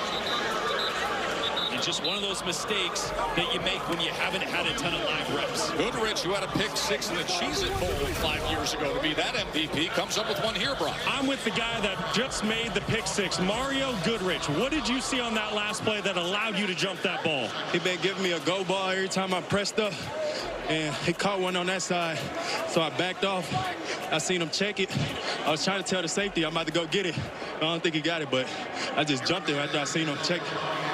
Amazing play. Now, what is it about your defense? No matter what situation you guys are put in, you guys stand tall and strong and make plays. I feel like it's just the players we got. You know, we come out every day and we work on it at practice. We try to get 3 turnovers every time. I mean, we still got 1 more to go. So just our guys playing hard and just staying together as a team. Big time play. Congrats. Tyler Fulgham's our betting analyst. Tyler, things just got a lot different here in St. Louis. Yeah, we're going to see the live line reposted at DraftKings Sportsbook with the Battlehawks back to an underdog for the first time, pretty much just the first quarter. But I do want to let you guys know this. If anyone out there was betting on defense, both defenses have scored. Both were plus 400 for an anytime touchdown before this game started. We've seen 3 today, 4 this weekend. Defenses paying off for their bettors. Well, how good of a cash-in is that? Defense scoring on both sides. It's been chaos. You know, if you've ever seen one of my favorite movies, Dumb and Dumber, it's like that point where he goes, we got no food, we got no jobs, our pets' heads are falling off. I mean, it's just been chaos. Spending so much time on the road with you for recent years, the fact that's your favorite movie is the most shocking thing. I said one of. I would say it's my favorite. All-time great. I'm right there with you, Jordan.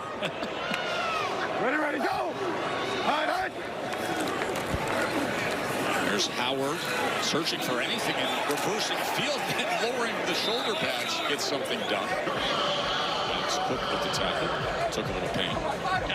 Gold. Hum to trips left. 861X go Hooters. Hum to trips left. 861X Sapphire. Sapphire right. Oh, check. Make it left. Check. Left. 3rd and 3. It's intercepted again as he threw it to the inside, and that is picked off by Lucas Dennis, who had an excellent career as a Walter Camp All-American at Boston College, playing in the ACC with the interception.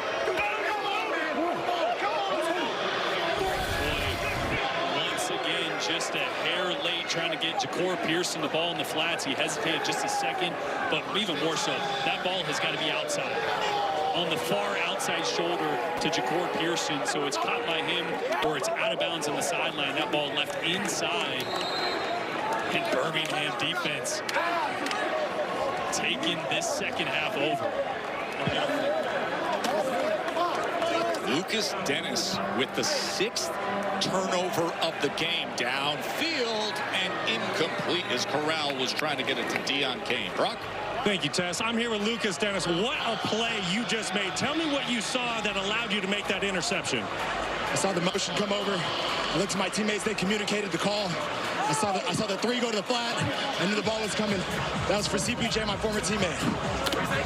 These St. Louis quarterbacks, they're really having a difficult time moving the ball on you guys today. What is it about your defense that makes you guys so stingy? We play sound defense and aggressive. We run around and hit and tackle. That's all it takes. I love it. Best of luck.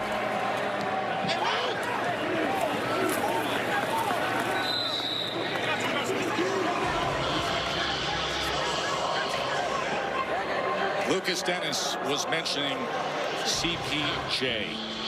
We all received very sad news today that Chris Payton-Jones was killed in a car crash last night in Jacksonville, Florida. He was part of this team for 2 years, played alongside Lucas Dennis in 2024 and 2025. Chris Payton-Jones was only 30 years old as we Send our thoughts, prayers, condolences to his family and so many here in this Battlehawks organization affected by the news. And Lucas Dennis just mentioning that. Sam? Here on the Battlehawks sideline, and I got a chance to chat with some of the players on the field. They heard about the news as they were walking into the stadium, so there was a very somber feel before the game. And it's not just the Battlehawks. He played for the Seattle Sea Dragons, even players on the Birmingham Stallions. And so there's a heavy heart in this stadium. So after the Lucas Dennis interception, a timeout used by Birmingham. Dennis, very thoughtful guy, veteran himself, who dedicated that interception to his former teammate. Well, the amount of turnovers in this game, it has been something. Harrison Frost comes into the game, but here we are, you know, back-to-back interceptions from Birmingham in this third quarter. Each team 3 turnovers, each team with a pick 6. Who needs golf? You could have plenty of drama on a Sunday afternoon here in the UFL. It's just decision-making by quarterbacks, making throws you don't have to make. Even that last interception there by Frost, he had a hitch to his right that was wide open. So instead of taking it to the field where it's tight coverage, just take the easy throw over and over again. Here's the third down as Kane turns the corner for a first down. A.J. McCarron was talking about this very thing, about not forcing the football. We talked to him this week. He said, look, Tom Brady, he was the best. He was so okay with playing boring football, taking exactly what the defense gives you until the look is perfect. That's why he was so good for so long, among other things. Matt Corral to Kane for 9 yards on that third down conversion. Birmingham took the lead on the pick 6. Looking to add to it. Oh, that is batted down. That was Jordan Mosley, the safety, right in the face of Matt Corral. Oh, it's a great job because Corral sees him coming, is trying to hit a slant route. One-on-one, that would have been a huge play. Mosley knows he's not going to get there, so he gets his hands up. Just a great play from the strong safety coming down from blitz, stopping that RPO. He's an excellent player at Maryland. Led the Terps in tackles his senior year. Second down, Corral. That was nearly intercepted as it went through the hands of Chenault. And O.J. Mudio almost came up with it. What's the result? Flag Incomplete. is down. Incomplete. Half the distance, Jason. Personal foul, roughing the passer. Defense number 96, contact in the quarterback's face. The penalties half the distance. The goal includes an automatic first down. Carlos Davis again. Yeah, had the bad roughing the passer earlier in the game. Also one last week, then that's now his third in 2 weeks. Okay, so that one's not a bad decision. His hand just got up into the face mask of Corral. Nothing you can do about that. I don't even think he was trying to reach. His hand just kind of got hit in that direction.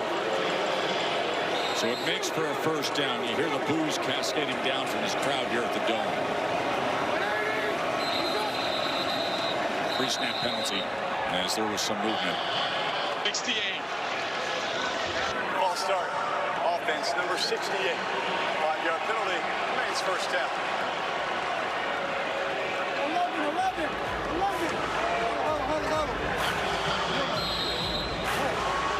This is the area of the field they call the high red zone. So you're just inside the 20-yard line. This is where Tyler Siskey mentioned to us he wanted to be better. Didn't love his play calling in this area last week. One of the reasons they didn't score quite as much as he wanted to.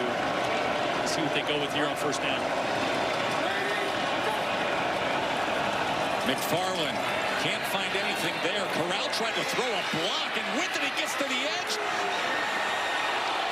And gets to the end zone. Matt Corral got a block on Levante Bentley. The next thing you know, they're turning the corner to the goal line.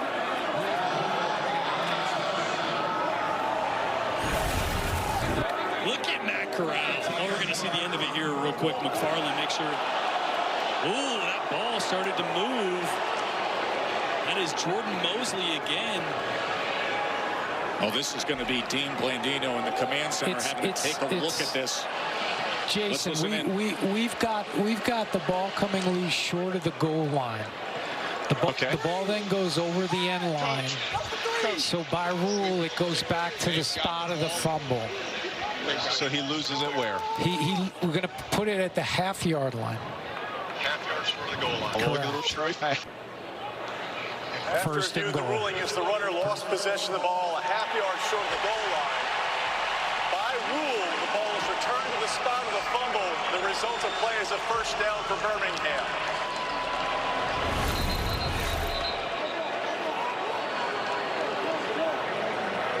Interesting there. So you get a good look at it here. Again, watch Matt Corral with a little peel-back block on Bentley that allowed McFarland to have that step. You see Jordan Mosley knocks it out right there. And did the ball stay in bounds? That would have gone out of bounds. That would have been a touchback. First and goal. As McFarland cleans things up, and a late flag comes down after he crossed the goal line.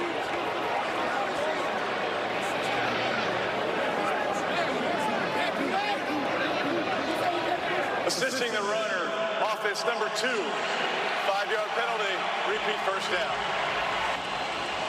No touchdown. No assisting the runner. No assisting the runner. There's no foul. Pick it up. Correction. After video review, there is no foul. The result of play is a touchdown.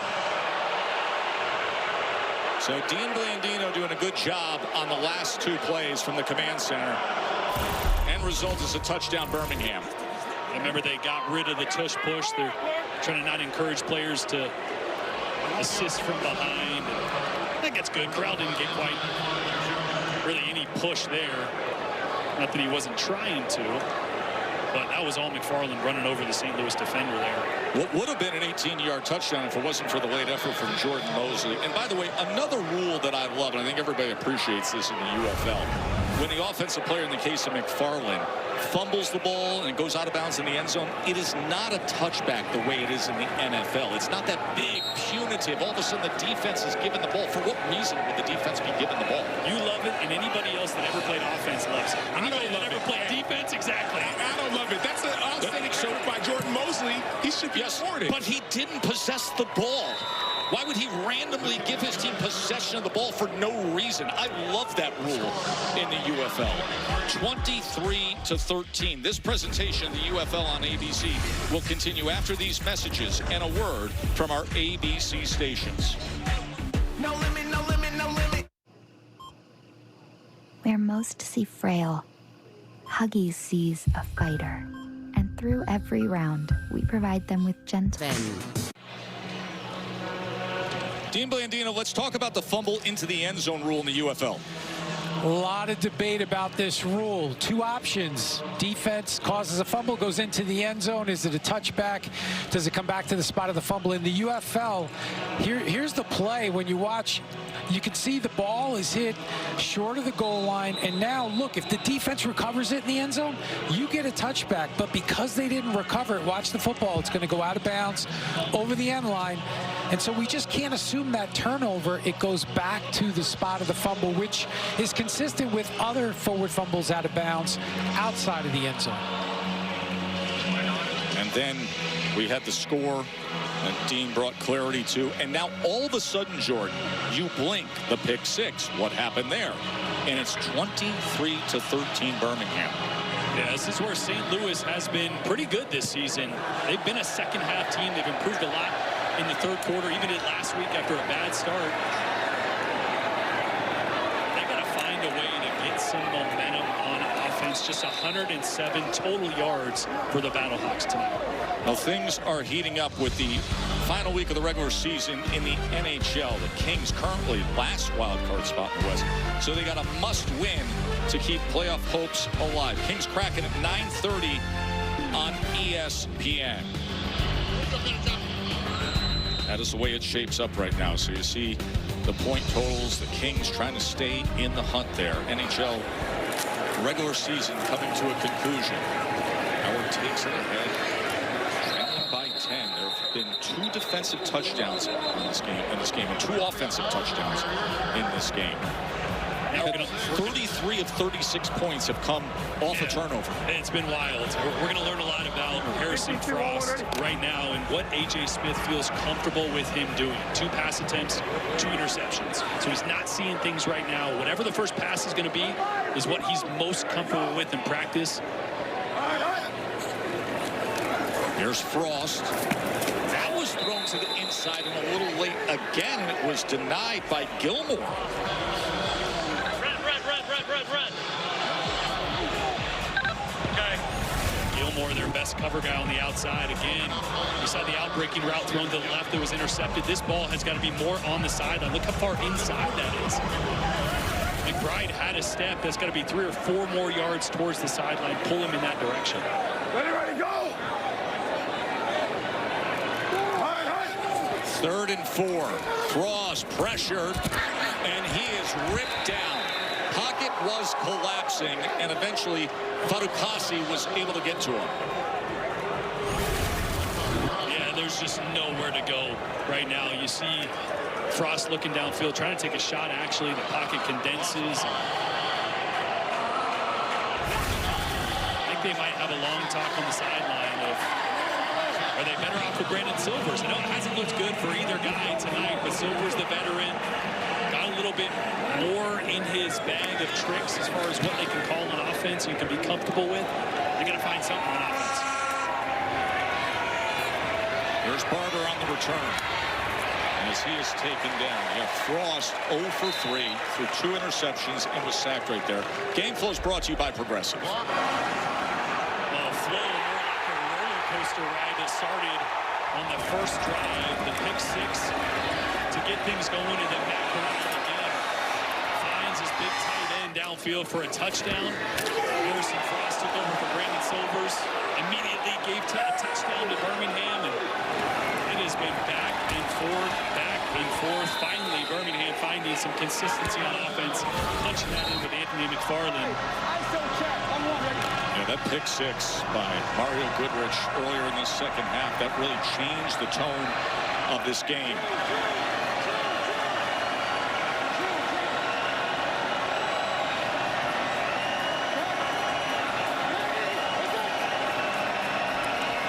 Connor, as he is dragged down right at the line of scrimmage by Stallworth.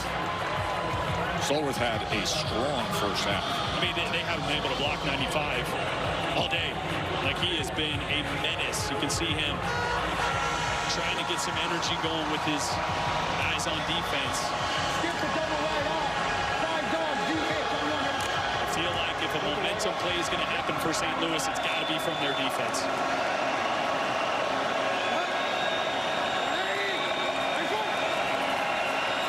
Corral, incomplete, was trying to get it to Kane.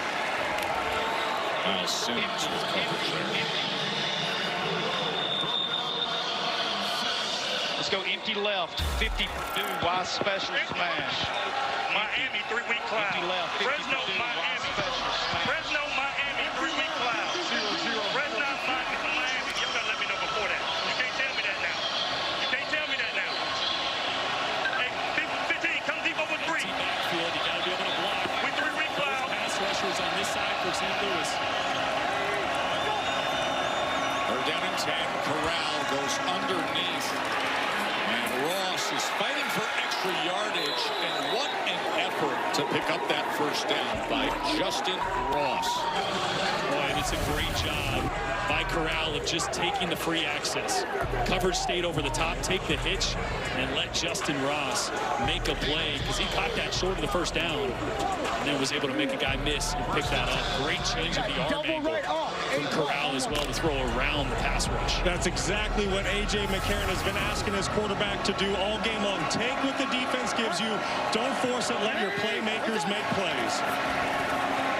McFarland, there's nowhere to go. The pursuit came right down the line, and Miles Sims undercover.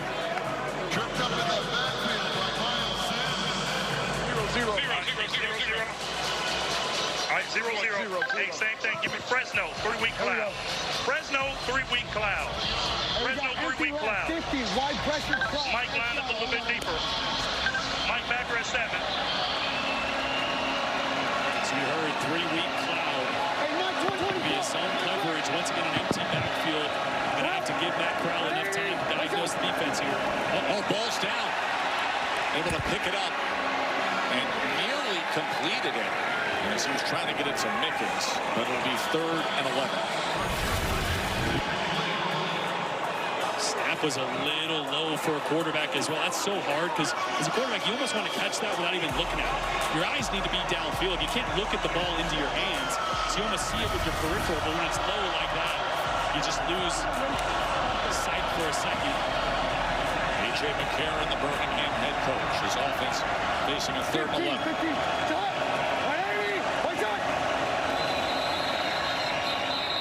Officials are going to wave this dead with the movement. Ball start. Offense. Right guard moved early. 5-yard penalty. Remains 3rd down.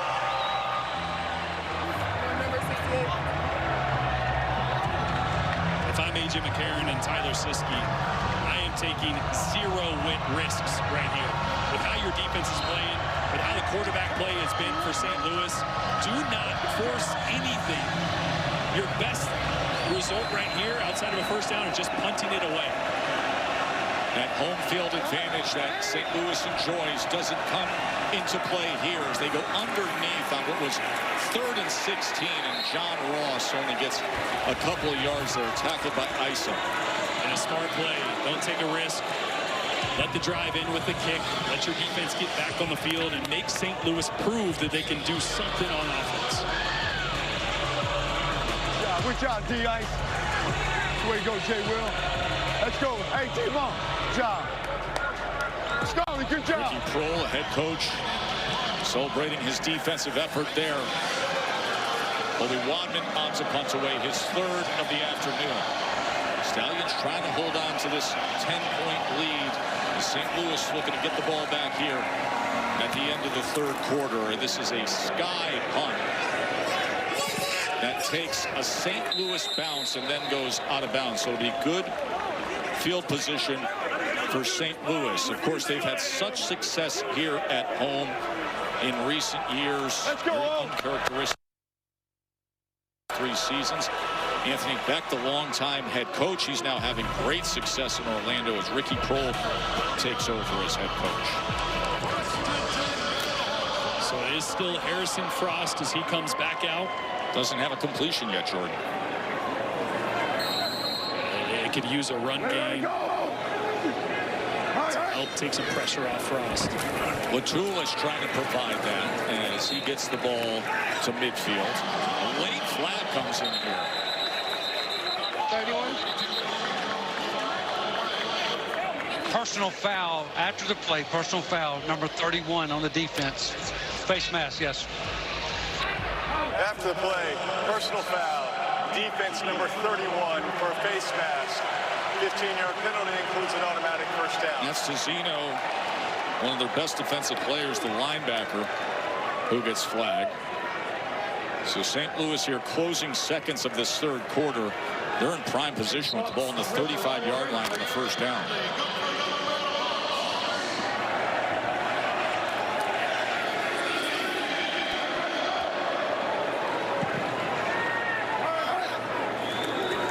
Frost, as he goes to Pearson, and Pearson tried to split defenders and work his way to the 32-yard line as he's tackled by Crowder with a big interception earlier today. So St. Louis has the ball. They're on the go here at home, trying to Birmingham Stallions defense. 3 interceptions today, Jordan.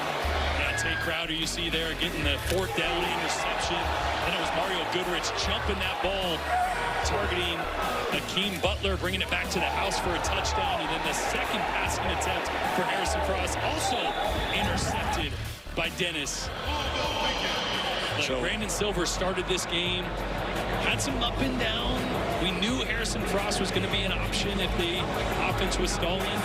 Haven't seen great things yet, but really, he needs needs help, too. They need to be able to run the football on this side of the field, take some pressure off him. And then, as always, big number 88 at the top of your screen, 6'5".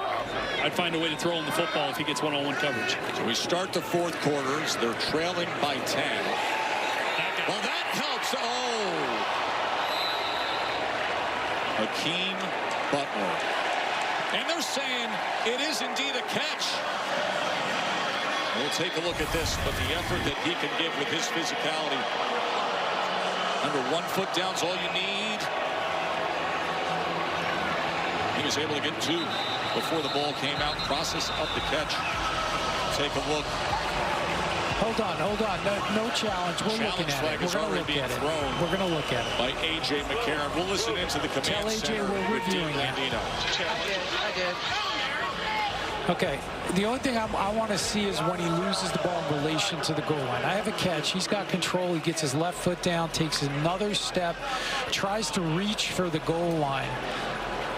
By the time he reaches it, it's short, and then I've got it going out of bounds in the field of play, through the field of play, so I don't have the ball in the end zone, and we don't have a touchdown. That was the only thing. So, Jason, after review, the ruling on the field of a catch, and we've got the ball out of bounds where at the 1 yard line? Sorry, 1 yard line. Ruling on the field stands. Stands is the term we're using. So yes. Which is that by Jeff Blandino. After review, the ruling on the field stands. First down. And it was Hakeem Butler really trying to go almost behind the back to reach out for that goal line. Yeah, I think to me that was confirmed. That is absolutely a catch because you saw him possess it and then reach the ball. You got to have possession to be able to reach and try to score with it after securing the catch. So love the call. Great job by Dean of quickly confirming that one. So first and goal from the 1 yard line.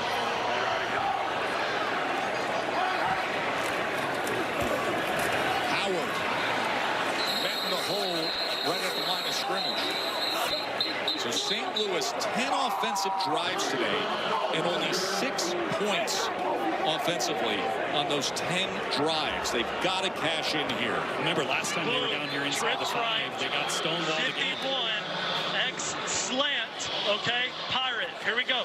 Trips right, X slant, 51 Pirate, 50 Pirate, 50, 50, 50, 50. At the top of your screen. If you have one-on-one coverage, take that. If not, you have a corner route by your tight end down here at the bottom. Tight end on the corner or the slant up top. Here's Frost looking to extend the play. Into the end zone. Touchdown, St. Louis. Stephen McBride.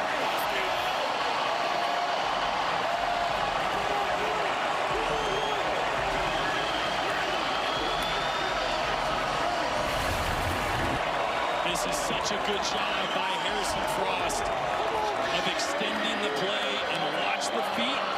1 foot down is all you need. Stephen McBride secured it.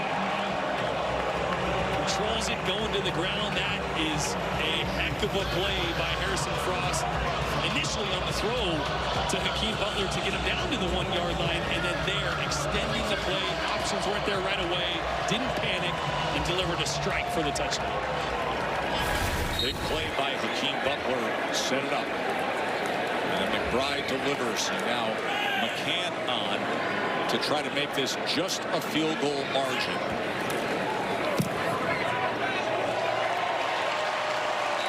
And the extra point is good.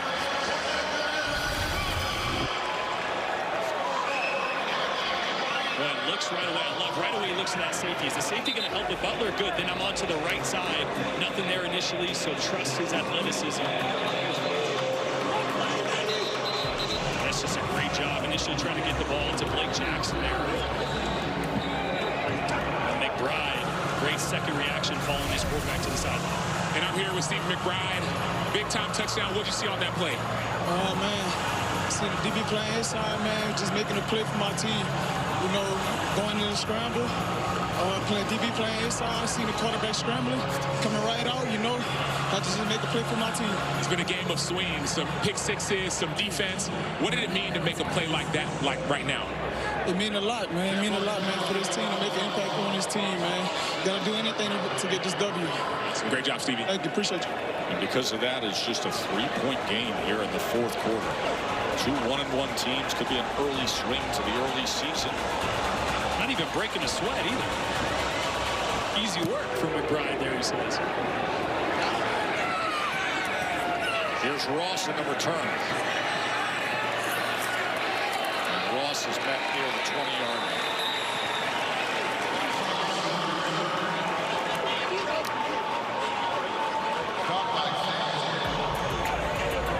What did I say at halftime? What was going to dictate the second half of this game? Turnovers, right? Now we're in the fourth quarter. It's a 3-point game. Matt Corral has been up and down. We got skips to double right off. 5 stutters, Z-hitch on one. But the last couple drives, he has done a really good job of taking the quick, easier throws when they're there, not forcing the ball. Let's see if he can keep doing that. McFarland on first down. As he scoots ahead for over 10 yards on a first down for Birmingham right away.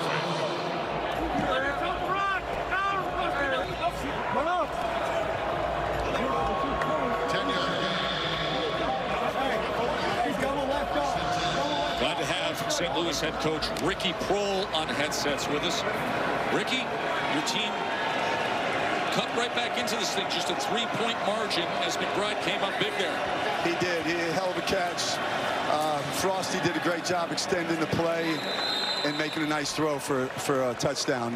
We needed that bad. Yeah, Coach, what was the message to Frost on the sideline? Because first couple passing attempts, interceptions, obviously there's some nerves. It didn't start the way you wanted to, but you trusted him. What was the message on the sideline before that drive? Just relax. We believe in you. Just keep playing. Keep playing. We didn't do him any justice. I think, you know, we throwing a hitch in that situation. It's been a tendency, and I think that wasn't a great call in my opinion. But that's all right. We're through it. He's made 2 plays, extending the play, big play to Akeem, and then the touchdown. So we just got to get off the field now on defense and get the ball back. Corral pumps and connects. Dion King.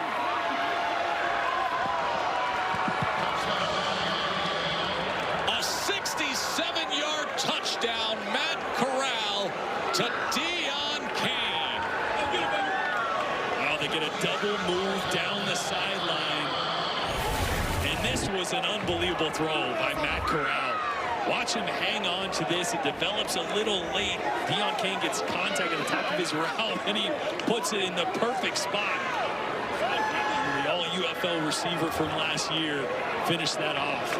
That's the second fantastic deep ball that Corral has thrown to Dion King. King came into this with just 7 receptions for 54 yards the first 2 games. Having a monster night. 116 yards on 3 receptions with a touchdown. Former MVP of the championship game for Birmingham. Scarabay puts it through. 30-20, just when St. Louis crawled back into this. This presentation of the UFL on ABC will continue after these messages and a word from our ABC stations. To go. Dion King, little stutter down the left sideline. Corral pumps it and then throws it right on the money with 2 St. Louis defenders in the area. And Birmingham blew this one open. Think head coach A.J. McCarron like that? Let's go! Brock? Well, thank you, Tess. I'm here with the 2 stars of the moment, receiver Dion King, quarterback Matt Corral. Dion, tell me what that route was and how you made that play. Well, really, we had to set it up. We first started off running a little bit of hitches just to get off, and we seen that they was biting, and coach said, hey, we're going to take a shot. AJ went up to Matt. They, talked it out, and we lighted it. We talked about it on the side, gave us the right look, and we caught it, and we executed it. And the final note from Coach McCarron, and correct me if I'm wrong, but before you went out there, he said, hey, there might be some contact. Just get outside, run through it. Yes, AJ and Cody Lattimore definitely pitched that to me. Just be, I'm the only rider here, so I got to win. It's going to be a little contact, but fight through. Matt trusted me and threw it, and we completed it. Matt, the pocket was breaking down. Tell me what you saw from your vantage point. That was a big league throw. Yeah, I mean, I saw the same look as we had last year is what set that up, what gave us the idea to run it. same look, pump the two, it was a quarters look, so pump two, play two. Their eyes were looking at Dion. They saw me pump, and they both bit. I just trusted Dion, let him run up. It was fun to watch. Keep it going, guys. So now a 10-point lead for the Stallions. Just over 12 minutes to play. Harrison Frost, the quarterback being chased, stands up to it, throws it downfield, and it's incomplete. It's well beyond to the outside of Jackson. Harrison Frost. Pressure up the gut there. Give me this. 25, go. Prop, double prop, F win. Pick best call. Double prop, F win. 591, 591. They're in 10, they're in 10. Walk out over here, DG. Ready, go. All right. Frost on second down goes underneath to his running back Ratulis. Flag is down at the line of scrimmage as Ratulis is ahead for a gain of 3. Stop by 91 lined up in the neutral zone. Defense? Defense, yes, 91. They're going to want defensive offside. Okay. Offside. Defense number 91 lined up in the neutral zone. 5-yard penalty. Repeat second down. It's Ricky Correa. Former Cal Bear.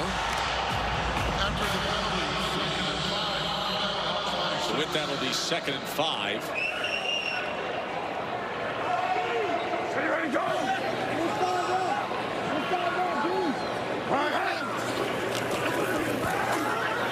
Frost going to take a strike downfield again and connects with Butler. Hakeem Butler. What a fourth quarter we're having here. A 64-yard touchdown. Frost to Butler.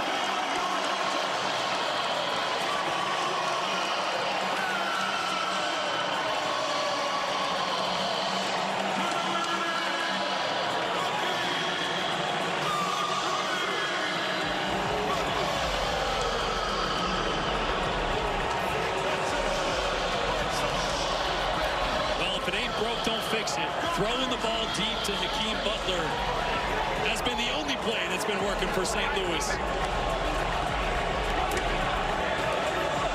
And another massive play. The former 4th-round pick, former Offensive Player of the Year in the UFL. They can't stop him. He has 3 catches for 126 yards. And that touchdown. And the extra point from McCann is good. Back to a field goal margin. It's a great job by Frost. His one job is to get this safety to go to the right side so he can create that one-on-one matchup with no help over the top. So he looks the safety off to the right to start, knowing he's got Butler, trusting he's going to win on the double move. Little out and up. Got Goodrich. Goodrich has been sitting on a lot of routes when he plays off. He had the interception return for a touchdown where he sat on the route, knowing they're either running hitches or outs. So they set that up just as much as Birmingham set up the touchdown to Dion Kane with the double move as well. What an answer from Harrison Frost. What a fun fourth quarter. Oh, my gosh. Got a 64-yard touchdown for Hakeem Butler. Sam, with Hakeem Butler right now. I saw you before the game. I said, you look good. You said, I know. Now you playing good. What you got to say? That's exactly what I told my team last night. Got selected to captain. I ain't gonna stop. Let's go. Nothing more needs to be said.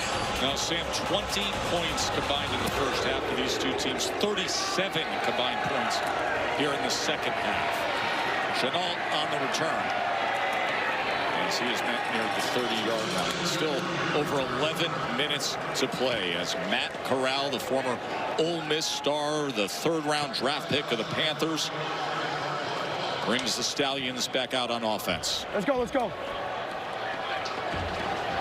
This is one of those drives you love to take some time off the clock. You love Anthony McFarland in this run game to get going a little bit. Skip to trips left. 3 Rhino on 1. Ready? Hitches. 3 Rhino. Justin. So 3 Rhino means it's a power play. They're going to hand the football off unless they get free access. Then Corral could throw it, but they should hand the football off here. And they do to Connor. There's not much there, just a gain of a yard.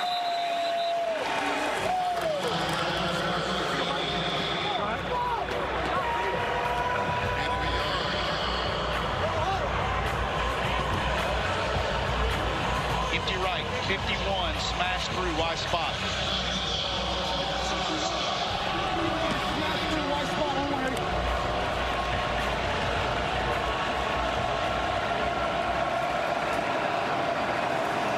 Empty backfield. 2nd and 9.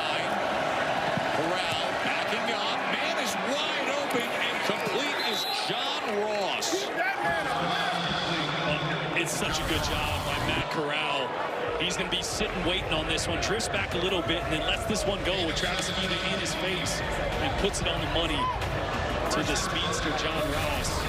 9 years ago, a first-round draft pick, and here still doing his thing as a pro, contributing big for Birmingham. 9 years ago, a 4.22 240. That's right. Fastest ever until just a couple of years ago. This thing is blown up, and it is Travis Feeney who does it. I mean, Feeney was one of my impact players because his ability to affect the football game, whether it's a pass or a run, this time. A great power rush leads us right into the run. We got 10 personnel. Let's go right here. Hey, let's go Fresno Boca, 3-week cloud. Fresno Boca, 3-week cloud. They check into a blitz on this side. Good. Back blitz straight into Okay. So the first sack for St. Louis today. That makes for a 2nd and 13 for Birmingham. Corral is going to check down to McFarland. Gets it to midfield, tackled by A.J. Thomas. Third nine. All right, hey, here we go. Is the back still in? Let's go. empty right, 51, F Seattle, wide pressure, under. Empty right, 51, F Seattle, wide pressure, under. 32, get down there and jam. 32, get down there and jam. The dome here at St. Louis. Get the pressure. Home team looking for a stop. And Matt Corral is going to signal timeout. A.J. McCarron, the young first-year head coach, will talk things over with his quarterback, Matt Corral, facing a 3rd and 9 when we return. 3rd and 9 coming up for A.J. McCarron's Birmingham Stallions. It has been a wild 4th quarter. Deion Kane had a 67-yard touchdown for the Stallions, but then Hakeem Butler came back with a 64-yard reception, and now a 3rd and 9 as Birmingham holds on to a 3-point lead. Ball right at the 50-yard line. The new rule, it has to be inside the 50-yard line to automatically have a punt. So this 3rd and 9, ball yet to be inside the 50. Matt Corral, former Ole Miss star, is sacked all the way back at the 41. What a big play by Peter Tumauipeno. Wow, the pass rush by Pita. They were trying to go to Jaden Mickens in the slot. The guy is circled on a deep sail route, but watch the pass rush. Corral never had a chance. He's running for his life there because of Pita's initial pressure. And then Carlos Davis getting involved as well. Carlos Davis cleans it up. Would have had the one-on-one matchup, but not enough time for Corral. A great answer from the St. Louis defense. So Colby Wadman comes on to punt away. St. Louis getting the ball back here with 8 minutes to play and an opportunity. Trailing by only 3. Umbrella punt is fielded by Fresh. Is going to let it bounce, and it goes out of bounds.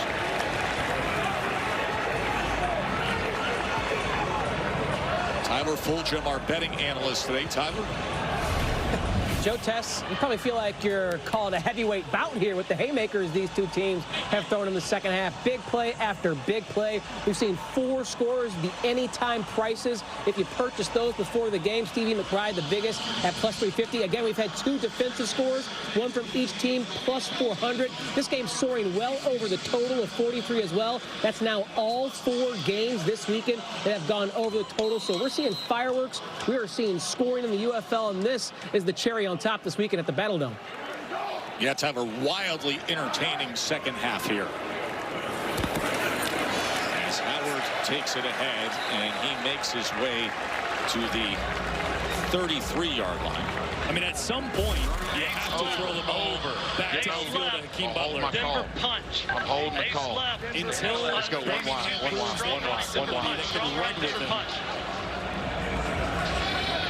Right now, Davion Ross at 5'10" is on Hakeem Butler, but he's got safety help over the top.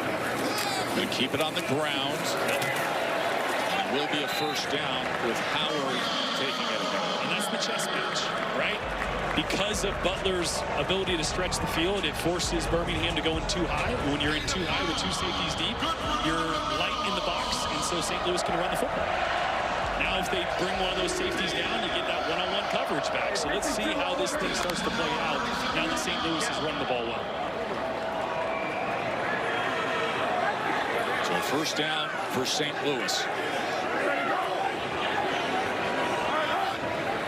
Frost back to pass against a four-man rush, and it's incomplete, trying to connect with Butler. And keep in mind, you look at the scoreboard here, and then you think about the new rule in the UFL. There are 4-point field goals in this league now. That is the threshold, the 42-yard line and back. It's 4 points for a field goal. That's 60 yards or more. And Tucker McCann has plenty of leg for it. A 58-yarder earlier this year, a 54-yarder with plenty on it earlier today. So a 3-point margin, hey, you can take the lead on one possession with a kick. Frost in the backfield is Howard, who's gobbled up, and they're going to be facing a third and long. That's in Clark with a nice play. Let's go. Trips left, 61, ex-Indiana. Trips left, 61, ex-Indiana. Wolverine!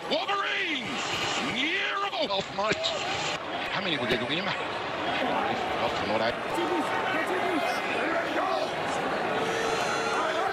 Third and 12. Frost with time, but does he have an option? Yes, it is caught by Butler past midfield for a first down. That is an unbelievable throw. Look, Frost wants to go up the seam here to Blake Jackson at first. The safety goes with him, so he comes back down to Butler. Wow. Right over Trey Norwood and on the money in tight coverage. But Harrison Frost comes into this game, had a rough start, but now he's finding it. Oh, ball was floating for a moment. Remember, he threw the interceptions earlier, had 2 interceptions, but here in the fourth quarter, he has come to play. Watch the throw. Little sidearm to get it around that defender jumping. Unbelievable coverage. I mean, you can't cover that any better when a perfect throw beats perfect coverage every time. And that's 88 once again. Remember, they are in range right now for a 4-point field goal attempt with the ball at the 42 and beyond. And they have a kicker who has the leg to do it. And right now, that's not going to matter. As Latulis takes it ahead to the 35. Close to that line again. Jones with the tackle. This offensive line right now is moving Birmingham. That was the story of last week for Birmingham. They couldn't stop the run. Houston ran all over them to the tune of about 174 yards. Right now, that front four looking a little bit tired, not getting the same penetration they were earlier in the game. See the true line there, picking up the first down by the nose, or it should be, but they haven't. Well, listen, that's unofficial. Remember, they have them short on the field. True line with the laser measurement says indeed it should be a first down, but it's 3rd and 1. Latulis will take advantage on that right side, and that will move the sticks.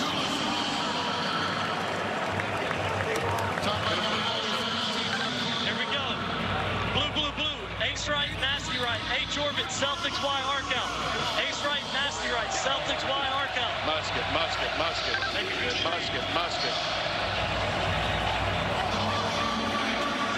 It's going to be his own read. Frost has the opportunity to pull this depending on what the defensive end does. He gives to Latulis, and Latulis goes ahead to the 30-yard line. So 3.5 minutes to play. Trailing by 3, but on the go here with a good-looking drive is St. Louis. Hume to strong right. Let's go right here. 15. Let's go away. Let's go boundary. 60, 60, 60. If it's not there, you got to look for Tyler. Boundary. 15. 10 seconds. You got to go, Tyler. Got to go.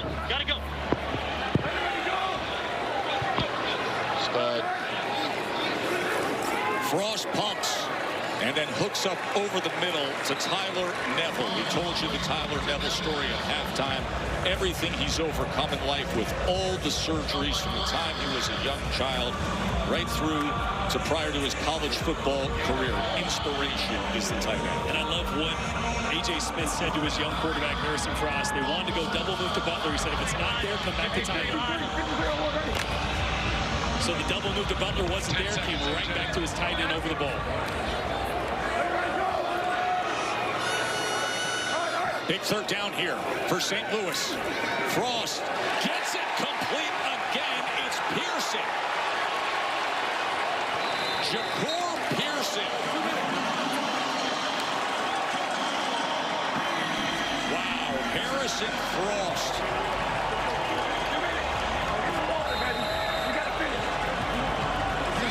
The 2-minute warning.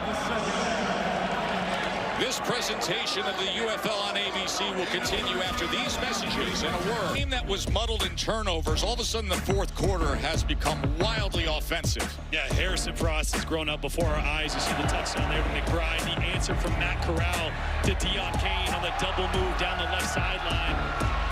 And then it was Harrison Frost once again finding Hakeem Butler behind the defense for yet another long touchdown to 88. We got a 3-point game.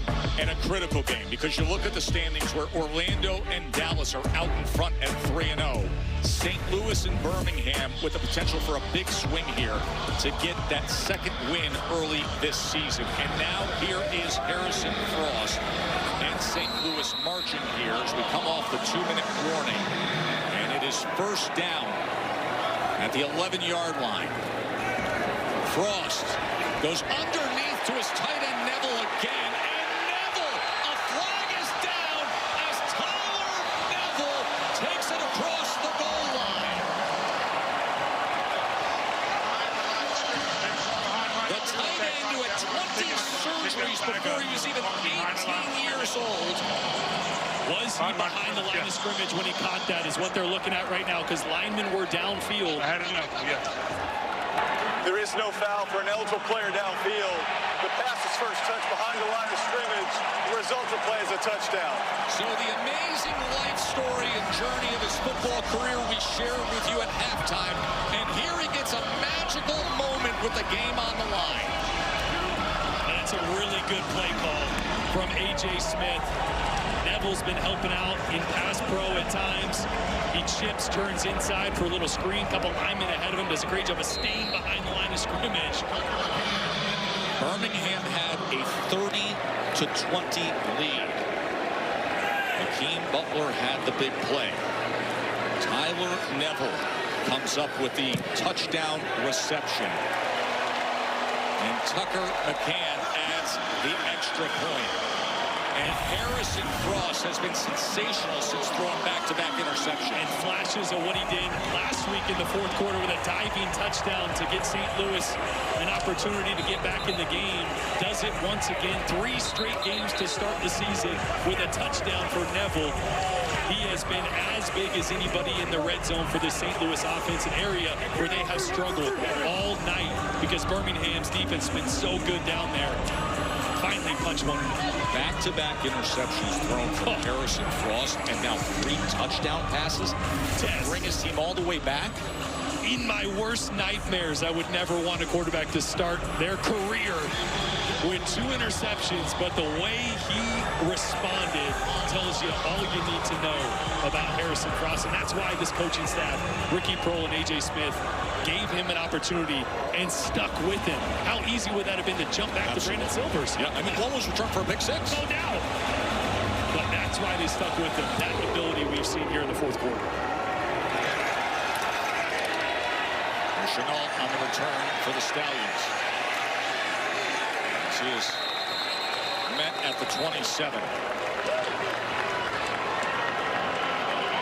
All right, minute 46, 2 timeouts. Sam is with Neville. And I'm here with Tyler Neville right now. Tyler graduated from Harvard, went to UVA, Cowboys UFL now touchdown. How do you feel? Like $1 million. Like $1 million. I got a lot more quarters left. I'm tired as hell, but I'm enjoying out here with the fellas. Having a lot of damn fun.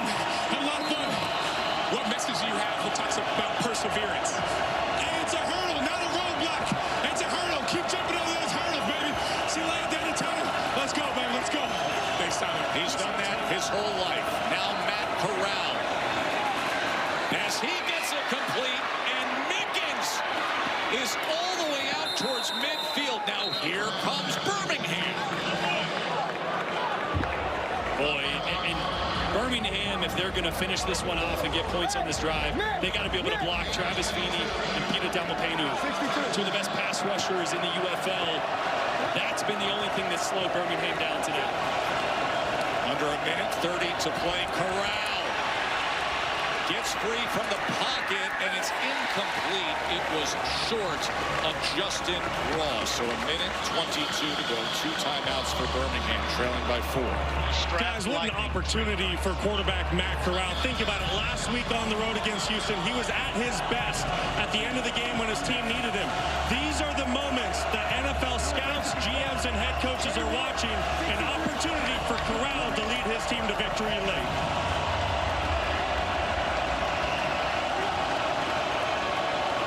Second down. Minute 22 to play. Corral trying to put his team in position, and it's incomplete.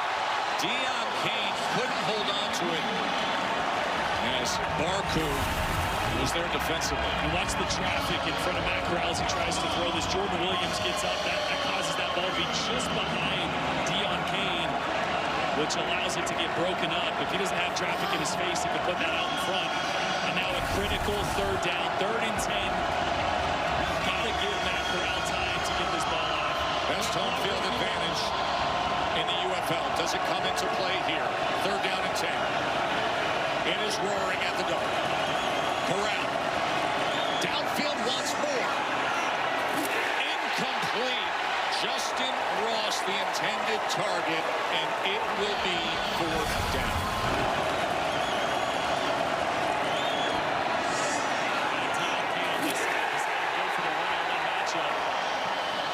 Hit Justin Ross. I think he was a little late tracking the ball. Didn't expect it on the back shoulder. Now 4th down.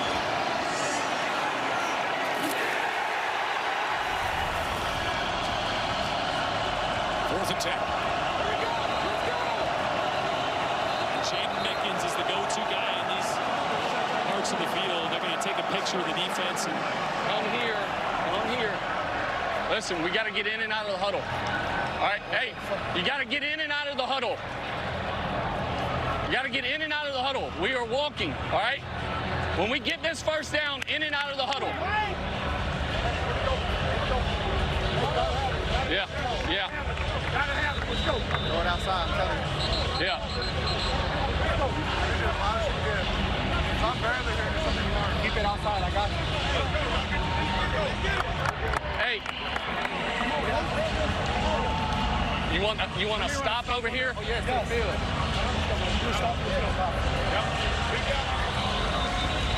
A.J. McCarron, first-time head coach, confidently said to his offense, when we get this first down. 4th and 10.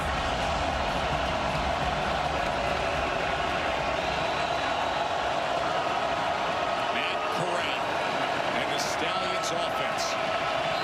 They went from a 10-point lead to having to have this against the St. Louis comeback. 4th down and 10. Incomplete. It was denied. Neville Clark comes up big defensively, and it's a turnover on downs. And that was the route that we saw Matt Corral give Deion Kane specifically in that timeout. He wanted the stop route against off-zone coverage, and Neville Clark, who spent the last 2 years on Birmingham, breaks one up from his former teammate. He's going to give St. Louis, barring something unbelievable, a victory here toward the home crowd. This is actually a good throw for Matt Corral. Timing's good, Neville, just great extension. The ball maybe could have been a foot further outside, but a heck of a play by Clark. What an incredible 4th quarter by Harrison Frost. the former college star at West Georgia who went to the CFL and then potentially gave up on his playing career. He joined the UVA staff as a graduate assistant a couple years ago. He comes back into the fold. He was not the starter today. And then, Jordan, when he was put into the game, he threw 2 interceptions back-to-back, one pick six, only to bring his team all the way back. We're missing one. Come on. And the execution, the level of throws that he made down the stretch, Here we not go. just Victory down the on field the to Hakeem turbo. Butler, Ready? but the one over the middle in tight coverage was as big as any. Talk about resilience. Harrison Frost put the UFL on notice. I think they found themselves a new quarterback here in St. Louis, Sam Ancho. Absolutely, and I was talking with A.J. Smith, the offensive coordinator. He said that he thought he was coaching his last football game in the third quarter after the quarterback change and the pick sixes. And now all of a sudden, he said he thought he was going to get fired. And now all of a sudden, he is relieved. Harrison Frost, a.k.a. Frosty, for the victory. Brock Osweiler, your final thoughts here as this clock counts down.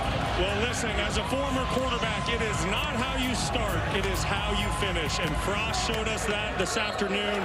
It's about being resilient, staying in the fight, and playing the next play. So impressive by the St. Louis quarterback. And St. Louis is a team that is starting to figure things out. Elite on defense, that's always been their bread and butter. But under Ricky Prohl, this offense found something today to the tune of 34 points and knocking off a really good Birmingham football team. And never discounting the home field advantage of the loudest, biggest fan base in the UFL here at the Dome. Because St. Louis has now won 11 of their last 12 home games. They did it today with 3 straight touchdown drives in the fourth quarter. For Jordan, Sam, and Brock, I'm Joe Tessitore. Thanks for being with us. The UFL on ABC. World News Tonight, or your local news, is coming up next.